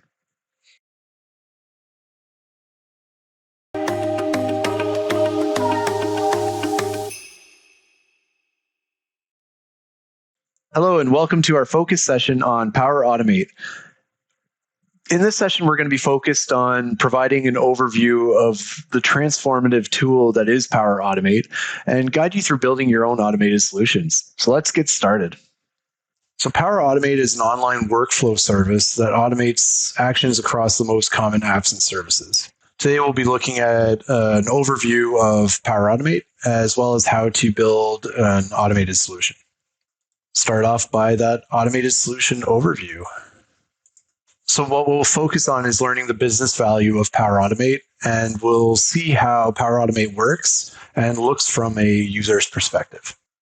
If you ever find yourself downloading email attachments and then uploading the file to a database, Power Automate can help with that.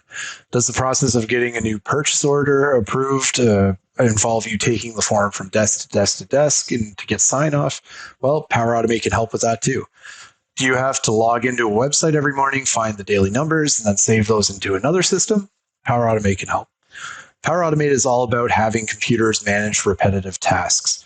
Power Automate helps and allows anyone with the knowledge of the business process to create a repeatable flow that, when triggered, leaps into action and performs the process.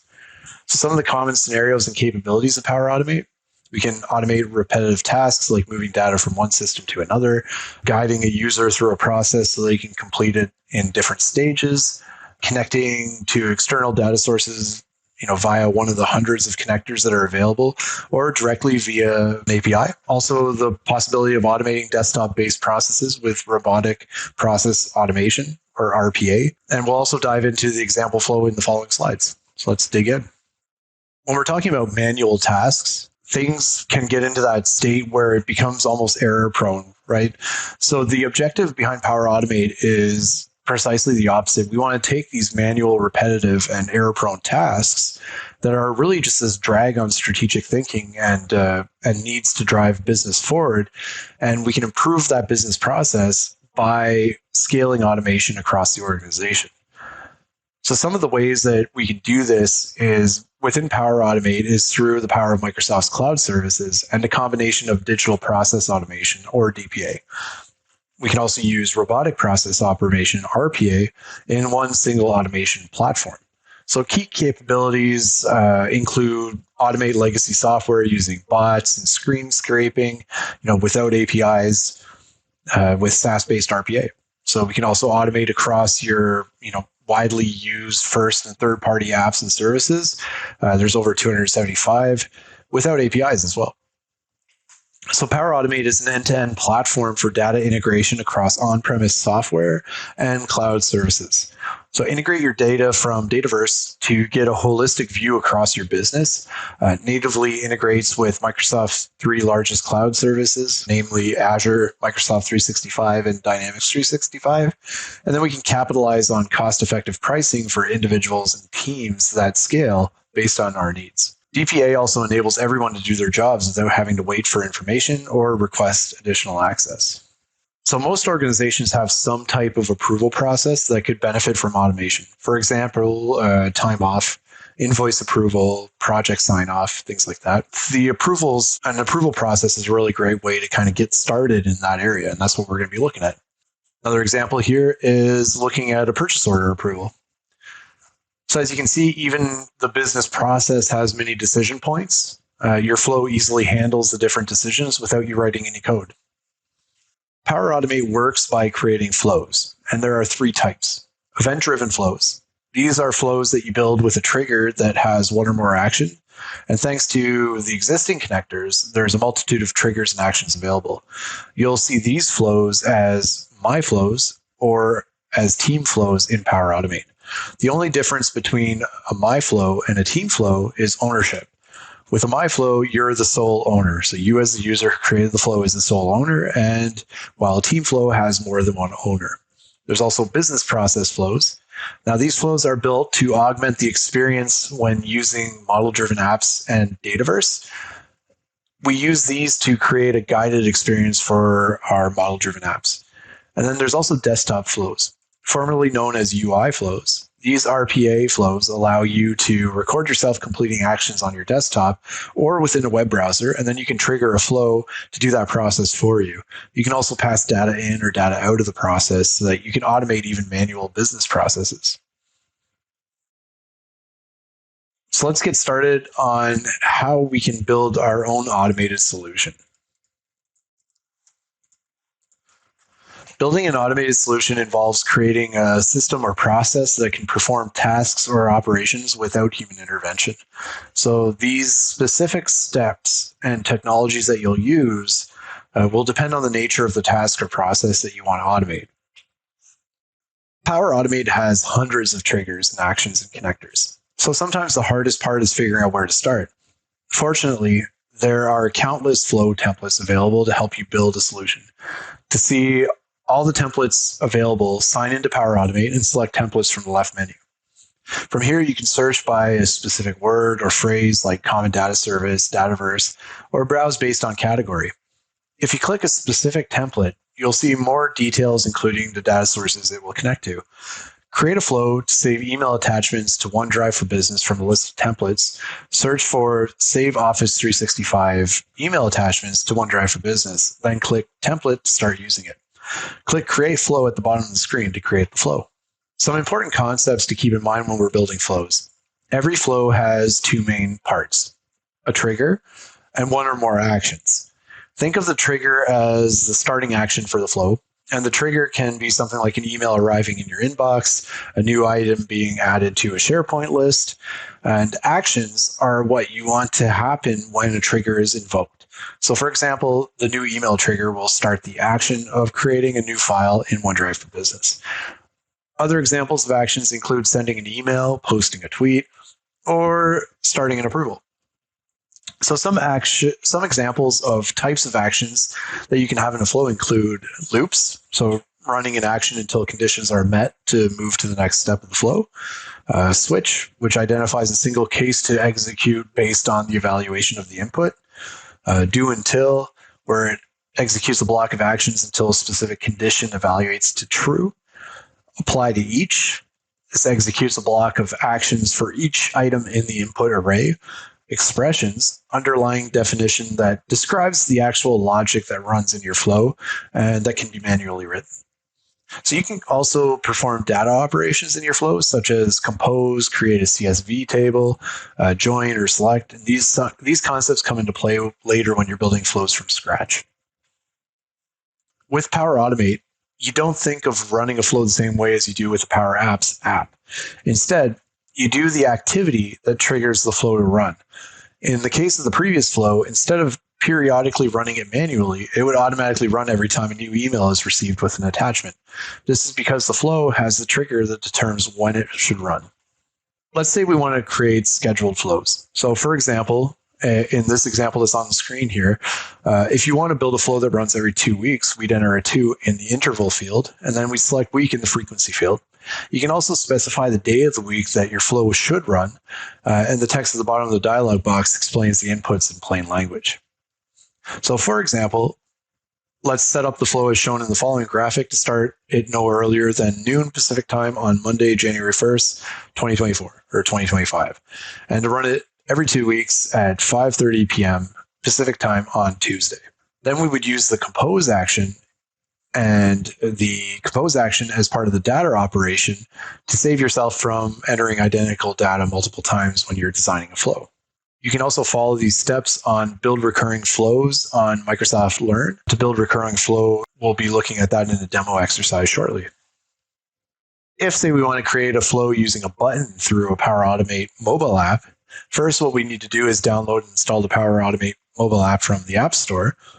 And then after it's installed, we'd start it and sign in. Sign in with our corporate credentials or our tenant credentials.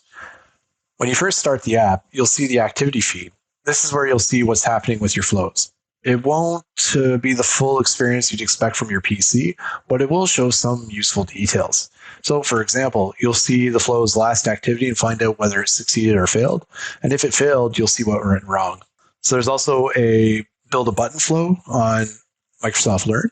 We'll also be looking at a demo of building a button flow shortly. Now, next up, we've got desktop flows. So desktop flows, also known as robotic process automation or RPA, are a technology used to automate repetitive tasks on a desktop or a computer environment where no predefined APIs, application programming interfaces, are available for automation. They're primarily used to streamline and optimize business processes by mimicking the actions of a human user interacting with a computer interface. Let's dive into a demo where we will walk through the deployment of various Power Automate flows. Welcome to our next demo where we're going to be looking at building an automated solution. So again, the scenario, we're working for Bellows College, educational organization, lots of campuses, lots of visitors. We want to modernize the registration system. If you have done the previous demos, then you technically have your data modeling app and your model-driven app.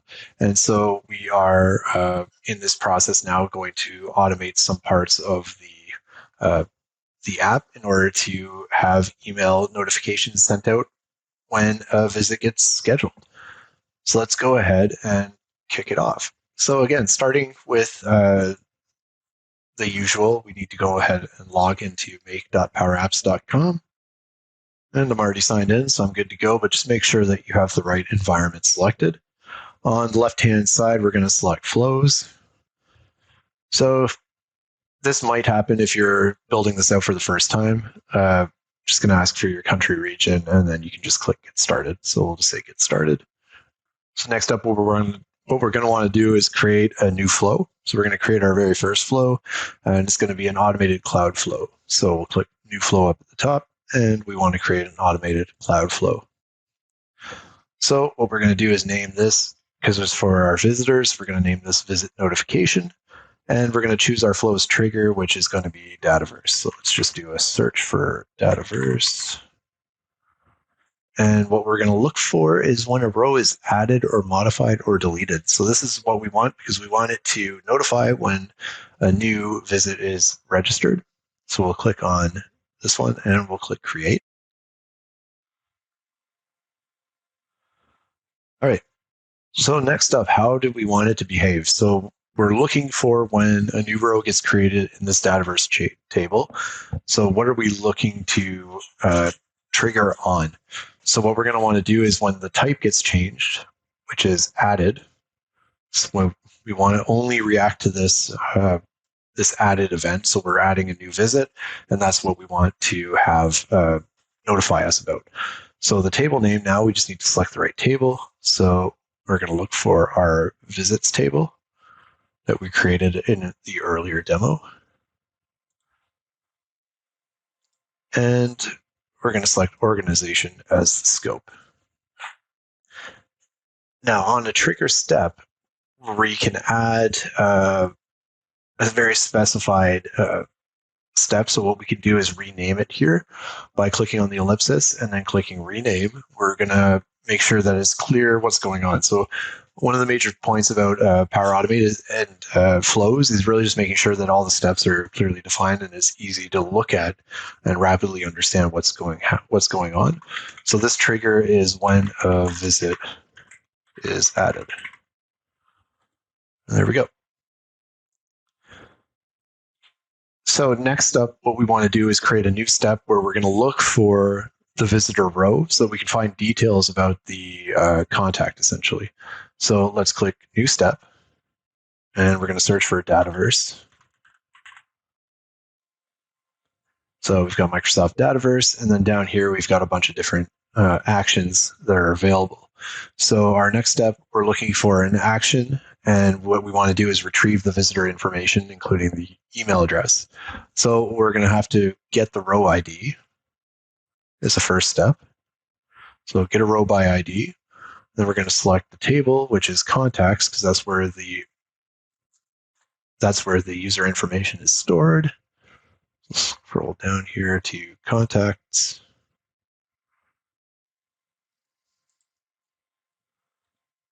And the row ID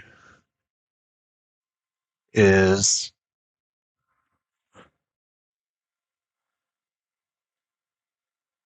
visitor value from a dynamic lookup. So what we're going to want to look for is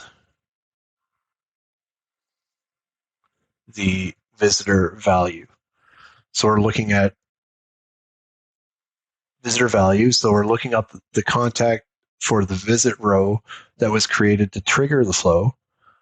Because that email address is part of the contact table, we need to grab that information in order to send the email to the visitor.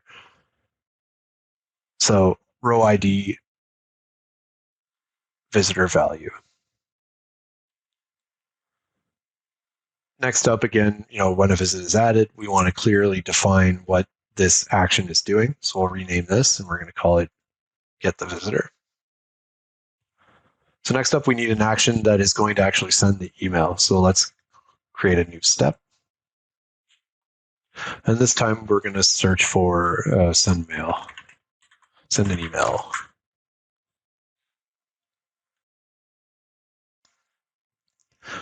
So we've got send an email v2.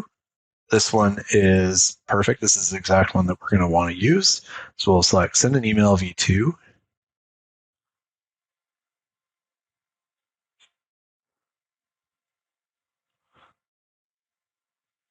And let's customize the content. So for the to field, this is where we're going to want to add dynamic content on the bottom right here underneath the field.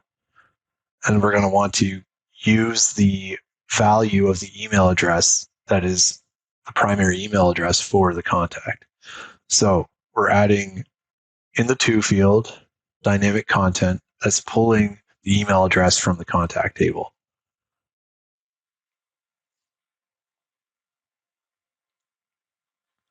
And there we go. In the subject field, we're going to type in something specific because in this case, it's a notification that they're getting a reply to their request for a visit to Bellows College. And then in the body, we can add dynamic content to help fill this out. So here we can type in dear, and then we'll say add dynamic content. We'll put the contact's name, say first name,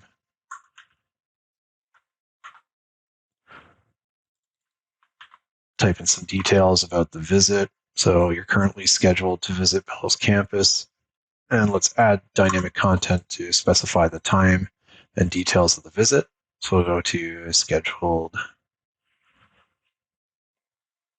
Yes, going down here to find the scheduled time. So first name, that's good. Scheduled start needs to be lower.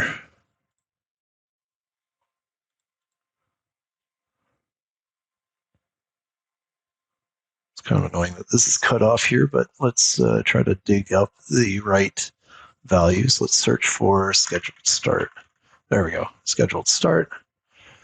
And then we'll want to add until scheduled end. All right. So you're currently scheduled to visit Bellows campus from scheduled start time, pulling it from the Dataverse table, until scheduled end, also pulling it from the table. Now let's just add polite ending to the email, and we should be good to go. So ultimately, this is what our flow looks like so far. So when a visit gets added to the visits table, we'll get the contact information based on the visitor value. And we'll send an email to the contact information, their email address, and pull some of the information from that table as well, including when their schedule is set to start and when it's set to end. So that's what our flow looks like. Let's go ahead and clear that. So we'll say save. So I didn't rename the send an email one because it's pretty clear. So when a visit is added, get the visitor, send an email. Good to go. All right, so next up, we want to just make sure that the flow will work properly. So let's go ahead and make sure that we're logged into the right location again. Still connected to Power Apps. I haven't changed that or anything. Still logged into Dev1. We have our flow open. So let's go ahead and click Test. So in this case, we'll manually trigger the flow to run, and we'll click Test. So the flow is kicking off now.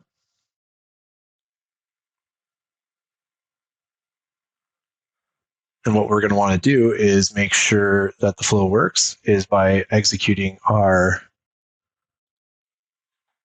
application by adding a new element to the application. So let's hop into our model-driven app here. And we'll go to Apps, Bellows Campus Management.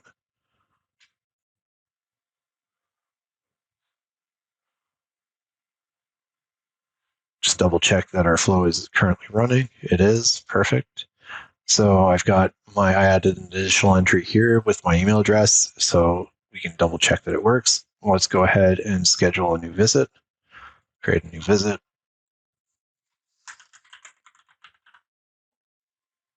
The visitor will be myself. Schedule start is today and today as well. Going for a long visit, and actual start, we'll leave that blank. So we're scheduled, good to go. Save and close. And let's go double check how our flow reacts.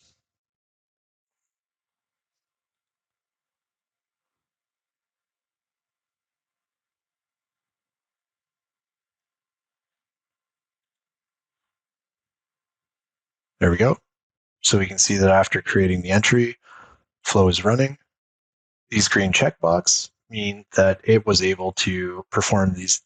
It was able to detect the trigger. It detected the addition of a contact entry as in the visit table. It was able to collect the visitor ID, and we can look at the details of the event that's going on and the information that it's polling. We can also see that it was able to grab the contact information and generate the data accordingly. Send an email looks like it worked as well. So let's go and double check to make sure that we actually received the email. So we'll just hop into Outlook.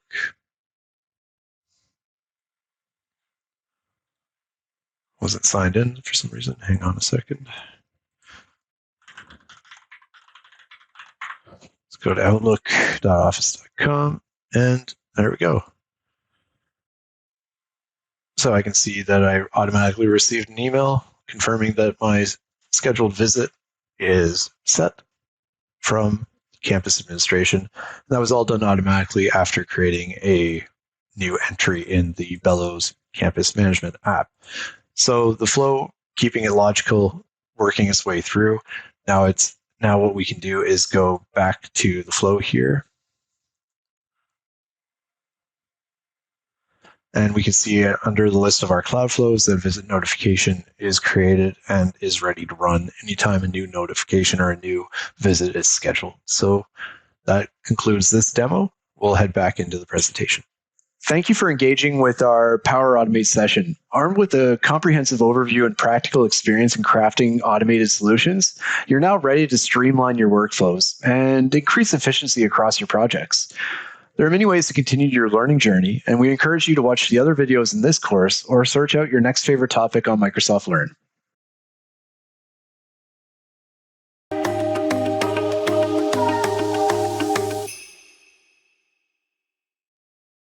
Hello, everybody, and welcome to our immersive session where we'll explore business value and features of Power BI and Power Pages.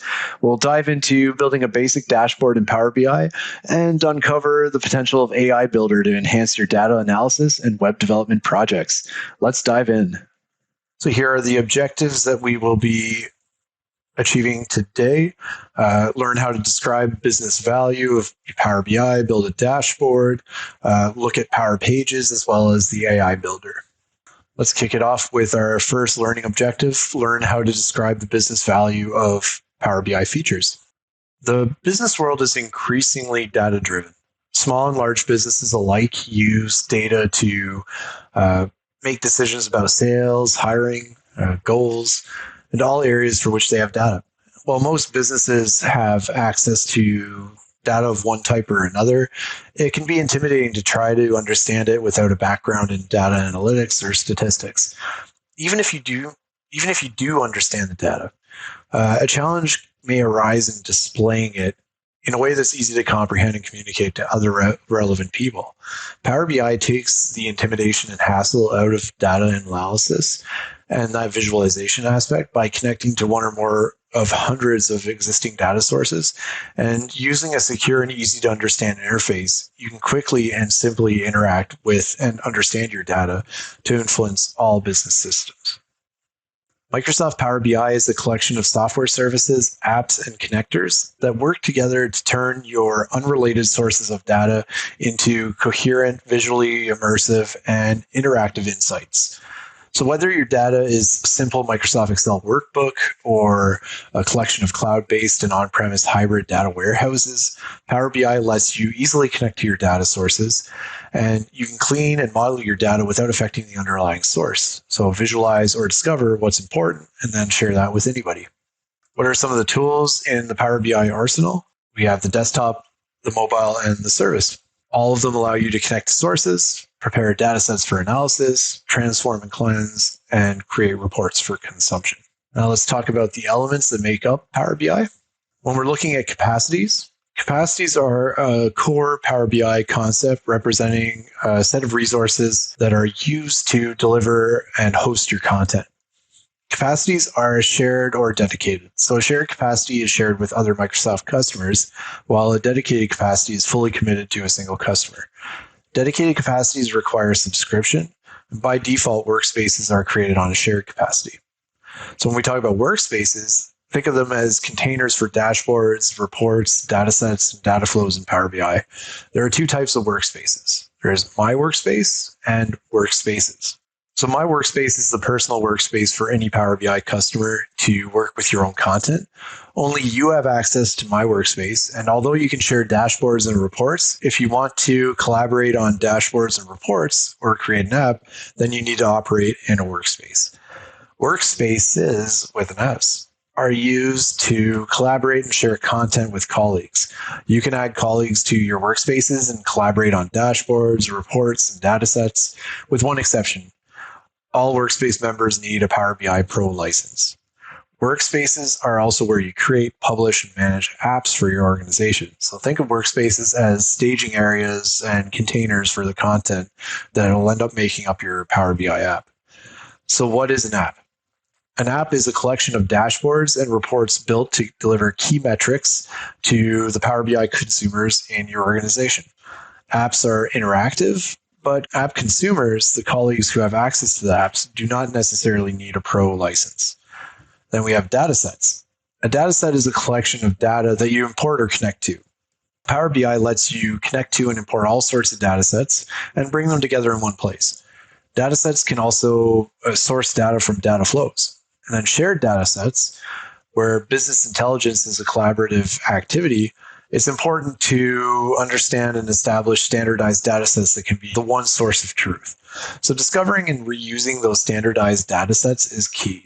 When expert data modelers in your organization create and share optimized data sets, report writers can use them to build accurate reports. So your organization can have consistent data for making decisions and a healthy data culture. Now, reports. A Power BI report is one or more pages of visualizations, such as line charts, maps, or tree maps. And visualizations are also called visuals. So you can use these to create reports from scratch within Power BI and import them with dashboards that colleagues can share with you. Power BI can also create reports when you connect to datasets from Excel, Power BI desktop, databases, and SaaS applications. So when you open a report, it's in reading view. If you have edit permissions, you'll see edit report in the upper left corner, and you can view the report in editing. So when you open a workspace, the associated reports are listed under the Reports tab, and each listed report represents one or more pages of visualizations based on only one of the underlying datasets. So to open a report, you just select it. When you open an app, you're presented with a dashboard. To access the underlying report, you select the dashboard tile, and there will be more on tiles later, so don't worry about that. We'll dig into it. The dashboard tile will be pinned from a report. So keep that in mind that not all tiles are pinned from reports. So you might have to click a few tiles to find the right report. Dashboards. Now, you or a colleague can create a dashboard in the Power BI service. They can share this with you. It's a single canvas that contains 0 or more tiles and widgets, each tile pinned from a report or from a Q&A. And it displays a single visualization that was created from a data set and pinned to the dashboard. So an entire report pages can be pinned to a dashboard as a single tile, and there are many ways to add tiles to your dashboard. Too many to be covered in this overview topic. Template apps. The new Power BI template apps enables you to build Power BI apps with little to no coding and deploy them to any Power BI customer. As a Power BI partner, you create a set of out-of-the-box content for your customers and then publish it yourself. So you can build template apps that allow customers to connect within their own accounts. When we're talking about getting data for Power BI, given the nature of Power BI being a collection of software services, apps, and connectors that work together to turn your unrelated sources of data into these amazing reports and visually immersive interactive insights, you can use a bunch of different types of data to get into your report, essentially. Now, this could be an Excel file, it could be databases, it could be data warehouse, it could be SaaS providers. There's a bunch of different ways to pull in data into Power BI and start working with it on your reports. Organizations have data everywhere, and it can be a challenge to sort and turn it into insights that you can do something with. With Power BI, you can easily connect to, model, and visualize your data to create memorable reports personalized with your KPIs and brand. So get fast AI-powered answers to your business questions, even when asking in conversational language. So all of this integrated into one service. These all work together easily on the same data, collaborate on reports, share insights across popular Microsoft Office applications like Teams or Excel. And this lets you empower everyone in your organization to quickly make data-driven decisions that prompt strategic action. Power BI's Insights feature helps organizations easily identify items such as anomalies and trends in your data as you interact and consume elements like reports, dashboards, and visualizations. So it notifies you if there are interesting insights and provides explanations for them. So it works out of the box on any report, so you automatically start getting insights from your reports without any setup. Power BI has multiple insights and features that use AI. So insights for reports, which lets you analyze data and find anomalies and trends in your data as you're interacting with the different reports. There's insights for individual visuals, where it analyzes and explains fluctuations of data points in visuals. And there's insights for dashboard tiles as well, which looks at the data being used to render that tile and presents them as an interactive visual. So quick insights for data sets automatically generate data insights on a data set in Power BI service. And then there's AI insights for data models in Power Query, which provides access to pre-trained machine learning models from Azure Cognitive Services. So now let's take a quick look at a video about this case study where Miami Heat boosted their season ticket sales by 30% and saved themselves approximately $1 million in operations. We make people happy, whether it's a little kid coming to their first game or seasoned folks that have been coming for years. The smiles on their faces when big plays happen, when the act first gets on stage for concerts, that moment is what we live for. And that experience is powered by Adobe and Microsoft. We selected Microsoft because there's no other place where we can go find an enterprise-capable platform to do so many different things. They provide the data warehouse, the Azure cloud, and the Power BI platform that visualizes all of this data that's really mission critical for us. Microsoft and Adobe are the backbone to our customer journey. It was a no-brainer. The fact that they already had readily available integrations with our existing Microsoft technologies, it was a cinch to really bring it in and be able to move the data from both platforms. We've got a lot of digital properties. We have Heat.com, AARena.com, MiamiHeatStore.com, the award-winning Miami Heat mobile app, and we want to know what our users are doing across all these different digital properties. We use the Microsoft Azure Cloud to collect and enrich our data so that we can provide it to the rest of the business in a seamless and an automated way. First, we are scoring every lead that comes into this building, whether it's from mobile ticketing data that we capture, Wi-Fi data that we capture from Adobe Analytics or Campaign, and say, hey, this person would have a high propensity to buy a season ticket, or this person will be a great fit for a retail store buyer. This data is moved into Microsoft Dynamics so that our reps can ensure that we are on track to drive those leads through the funnels to where we convert them into new customers. And that's why we selected Dynamics 365 to enable our salespeople to better sell. After we implemented the data warehouse and Dynamics 365, we had a 30% year-over-year increase in our season ticket sales, with essentially the same team on the floor. All of this information is made available through Power BI so that we can measure our performance, and it's accessible by our ownership, our executive leadership, right down to the guest services rep who's working at the arena events. Our vision here is we just want to understand our fan. Understanding the fan provides for a great customer experience, but it's also great for our business as well. We now make data-driven decisions rather than focusing on assumptions or the way things used to be done. This has transformed the way we do business.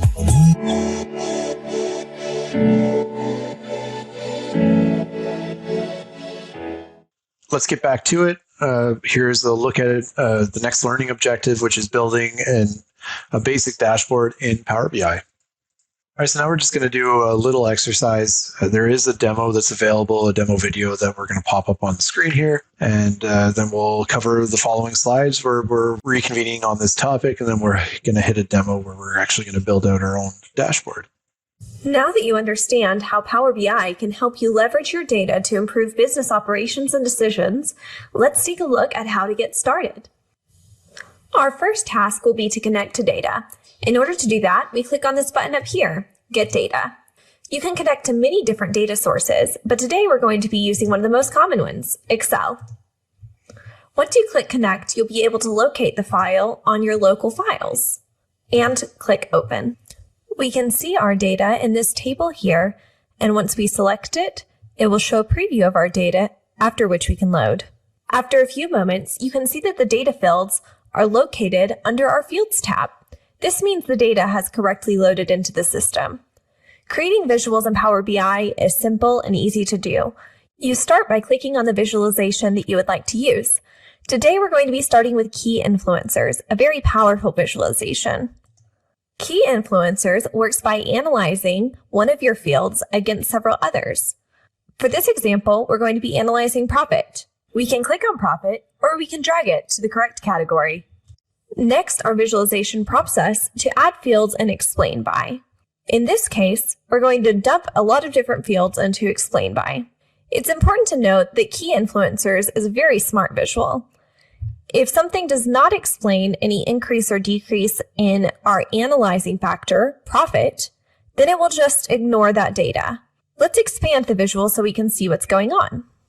As you can see, this visual is telling us what influences profit to increase. It appears that the largest influencing factor is sales, which makes sense.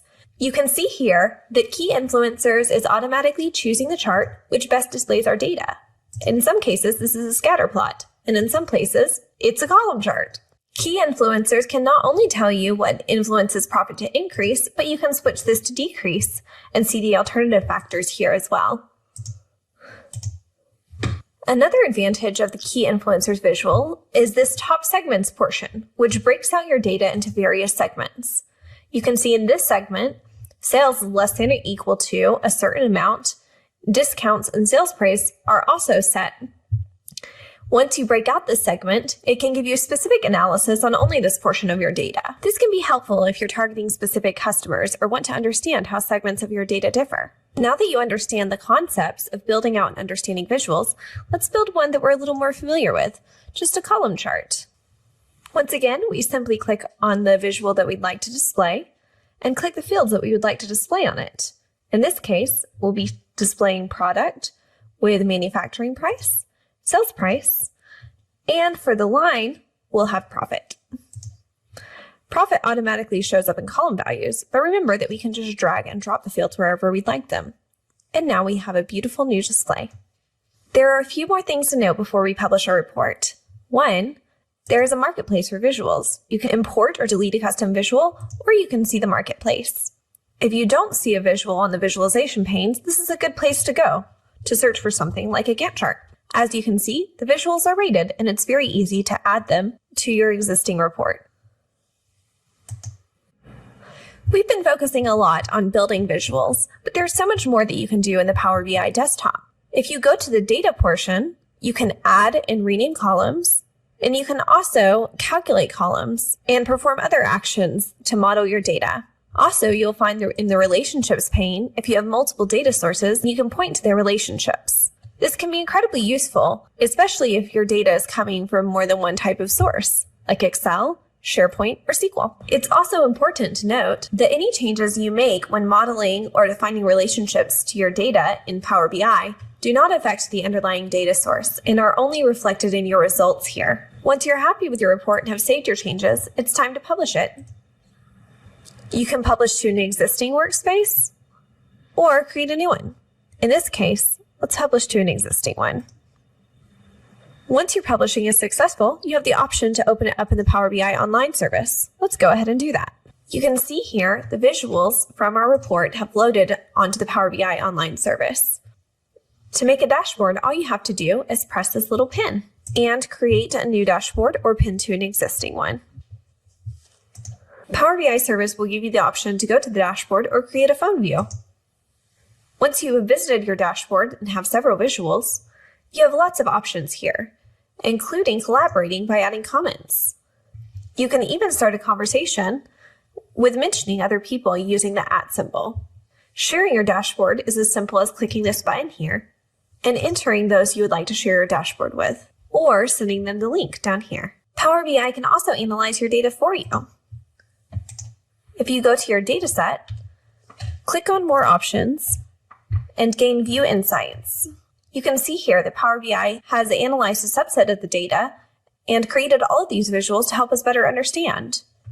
Better yet, you can pin them directly to your dashboard. Now that you understand a little bit more about Power BI, you're ready to get started with your own data. Best of luck! So when we're talking about connecting to data, one of the first things that we need to do is ensure that our data is ready to be consumed. So depending on the data source and the volumes that we're working with, this might include doing some data cleansing, transforming, and using Power Query. So when you connect to an Excel spreadsheet, we want to make sure that the data is in a flat table and that each column contains the right data type. So for example, text, date, number, currency. It's also important to have a header row, but no column or rows that display totals. So total operations will be handled in Power BI as you create the visuals. Next, we want to upload our data to the Power BI service. And the Power BI service is where you create reports that connect to your data sources. And this includes Excel files that live on your computer. And just with a few clicks, you can attach it to a data set. And then Power BI will create a blank dashboard where you can place visuals later. When we're talking about connecting to our data, we can either create a new report or edit an existing one. So using the editing view to start, on the right, you'll have visualizations, filters, and fields and panes and things like that. So your Excel workbook table data appears in the fields pane. And at the top is the name of the table. In this case, it'd be financials, let's say. And then under that, we've got Power BI lists and column headings as individual fields. So different visualizations are available that you can use to display the data in your report, and other visualizations can be added to the report based on the data that you want to communicate. So after you have all your visualizations on your reports, you can build a dashboard. And dashboards are really easy to build because you're just determining which visuals from your created reports that you want to include. So dashboards can have visuals for multiple reports, and this makes it easy to have very detailed dashboards that include data from multiple data sources, even if those might be unrelated. Collaborating and sharing. Chances are, if you're doing this in a test environment or just trial license, you might not be able to do this step, and I just want to highlight why. In order to be able to share the report that you just created, you need to have Power BI Pro licenses. The Power BI service makes it really easy to share your data sets and dashboards and reports with colleagues. And Power BI simplifies collaboration and improves the outcome by allowing you and your colleagues to work simultaneously on the same dashboards and reports. So while you and your colleagues explore the data and make changes to the reports and dashboards, the underlying data is not affected. So just keep that in mind. If you try to share your report in its current state, you may not have the right licenses. So you do need Power BI Pro. Now let's take a look at building a simple dashboard and how that works. So let's kick that off. All right, so in this demo, what we're going to look to do is build a simple dashboard within Power BI. Again, still following the same sort of theme and scenario. We're working for Bellows College. They've got a lot of campuses. They want to track visitors to their campuses. In the previous demos, we built out the data modeling. We built out the Power App that we're using to track the visitors. We created a way for scheduled visits to be viewed and edited from a mobile device, as well as from the data management platform from the data model itself, where we built out the Canvas app and the model-driven app. So let's build out a solution here where we can view the data that we're collecting now. So the first thing we're going to want to do is hop into our web browser, and we'll go to app.powerbi.com. Next up, let's go to our workspace. So I want to make sure that I'm selecting my workspace where I'll be working, and upload. And I'm going to upload a template that I have previously prepared. Where did I put that again? Oh yeah, desktop, here we go. Visits. So we're going to upload our Power BI. And let's go hop into the report here. So what I want to do is build out the report first. All right, so now that we've got our report imported, let's just go ahead and start creating some visuals. So you can see we've got data visualizations, which contain all the type of cool views that we want to add to our report. And of course, remember, we do need a report to be able to build out a dashboard, so we need some minimums. So let's go ahead and add a pie chart here, and we will add some fields to the pie chart in order to make it populate. So what we'll do is we'll add to the legend, we're going to drag the BC building. So BC building is the names of the buildings that people can visit. We're going to add that to our legend. And next up, what we will do is grab the visit column, and we're going to drag that to values. There we go. Now we can kind of get a nice visual on, which buildings have the most popular, are the most popular for visitors to visit. Next up, what we want to do is add the stacked column chart. We'll go ahead. Whoops, didn't mean to convert that. You can see that you can kind of flip between visuals as well, as long as they have similar legend value capabilities here. Sorry, what we have to do is click outside of the pie chart. So I had that selected, and that's why when I clicked stack column, it kind of flipped over to the different chart. So let's head back to pie chart here and select outside of the pie chart so that I can add another visual, which you can see kind of aligns automatically to the previous visual. And we're going to create a stack column visualization. So here what we want to do is grab just the visits field, and we're going to drop that into the y-axis. And next up, what we're going to do is grab the start field, and we're going to drop that into the x-axis. And then under the start field here, what we can do is kind of trim out the some of the details that are automatically split because of the type of data that we're importing, which is the date value. So let's get rid of the year and the quarter, so that it just leaves the month and the day.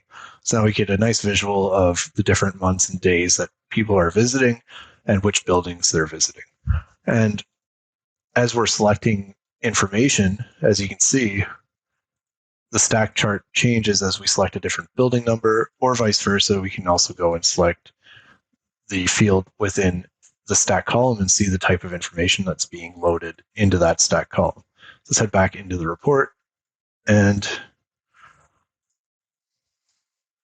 click outside, so now we can add some additional visualizations. So I think this looks okay, but let's maybe make this larger because there's a lot of data in there. So let's expand it just so that it takes up a bit more screen space and make it look prettier.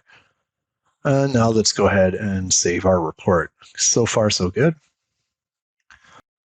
So another thing that we can do here is look at the drill up and drill down functionalities. So if we say drill up, now you can see, okay, well, now we're just looking at the month specifically. If we drill down, head back to our default view, select October, and we can also see how it automatically filters the different views for the buildings that are showing up in our building views. Let's drill into the month of October. So let's drill into October, and now we can see the different days in the month of October through the drill down functionality. And we can't drill down any farther than that, but we can see some additional details about the availabilities there. So if we drill back up, now we can see everything organized by month again. And if we expand all one level down back to the default view, where we can just see across the entire available data set for those views. So again, our report's good to go. And like you can see, it's pretty interactive as we're building it out. So you can change things around, try different ways of filtering, try different ways of setting your views, and play around with the report to get a better understanding of it. But now our next step is to go and build our Power BI dashboard. So let's just save this again, make sure it's defaulted. All right, so next up, we just need to pin this report to a dashboard.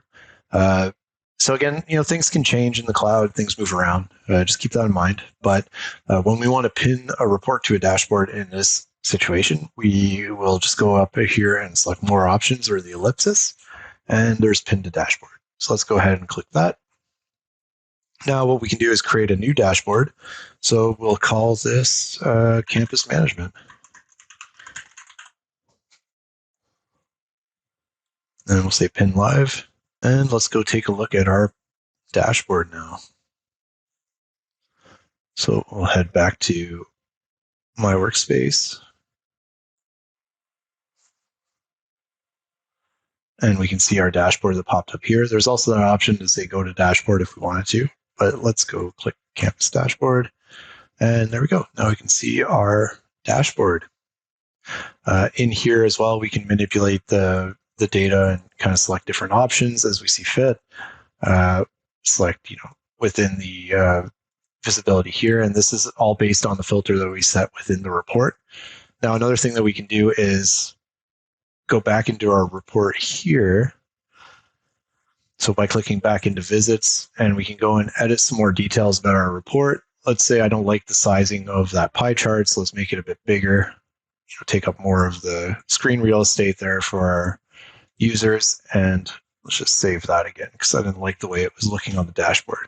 And as you can see, when you're in the edit view as well, there's the option here to say pin to a dashboard. So we could have clicked this as well when we wanted to pin it. But let's head back to our campus management here. And we can see that as I changed the report, it did automatically kind of resize this itself. So one of the other options that we can do is add visualizations using natural language, so kind of AI functionalities and things like that. So within the dashboard here, we can ask questions about our data.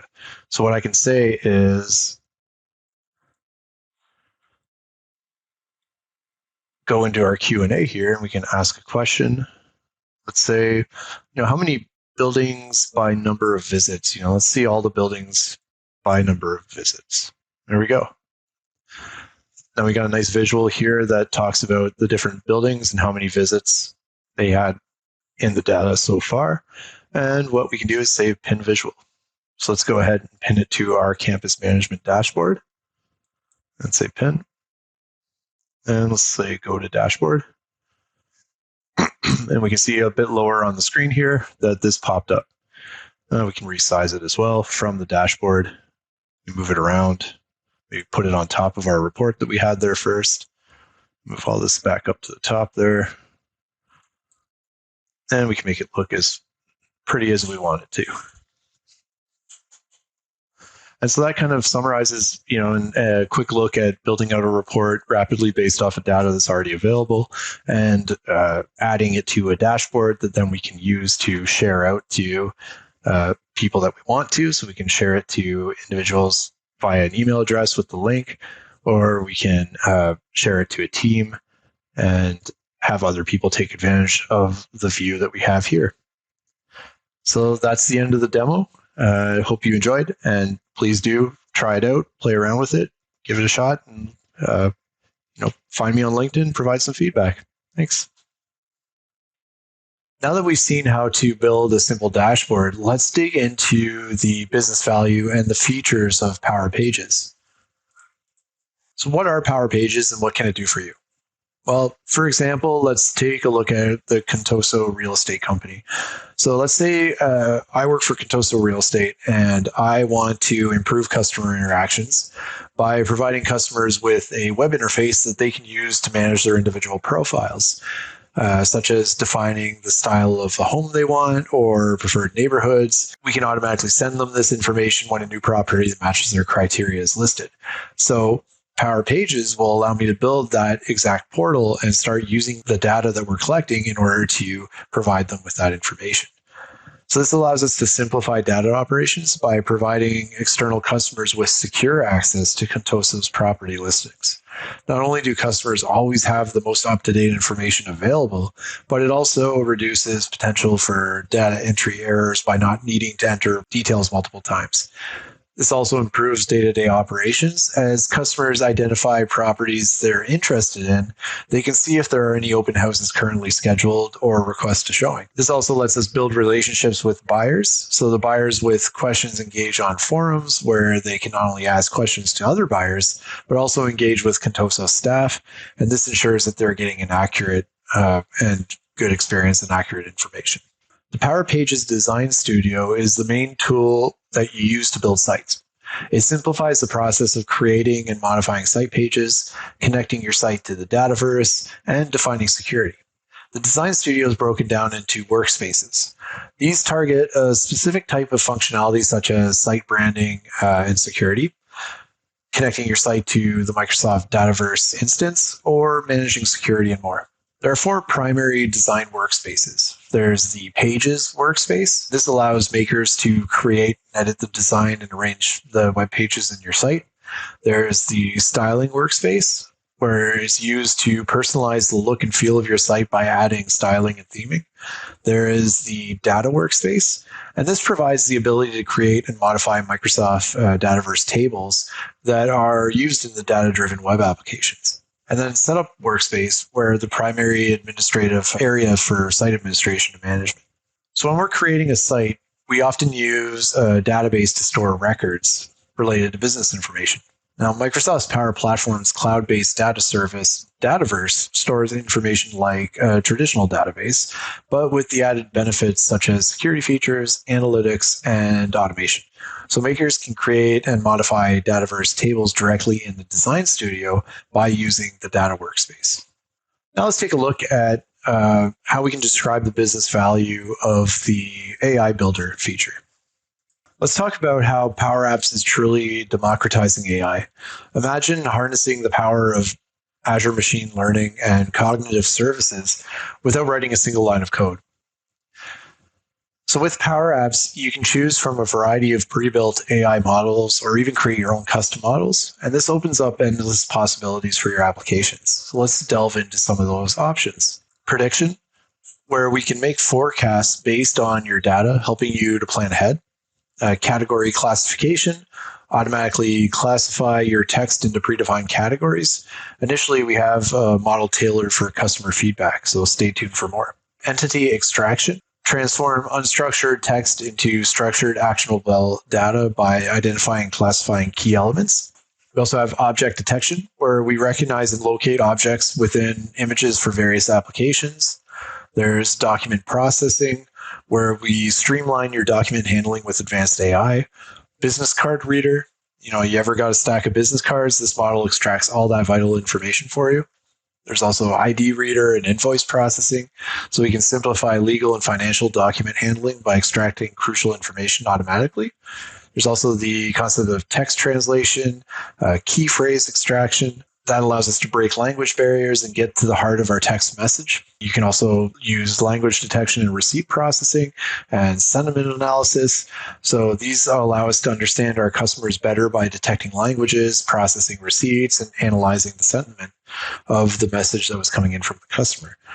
There is also text recognition, which allows us to convert images to text, making digital content accessible and searchable.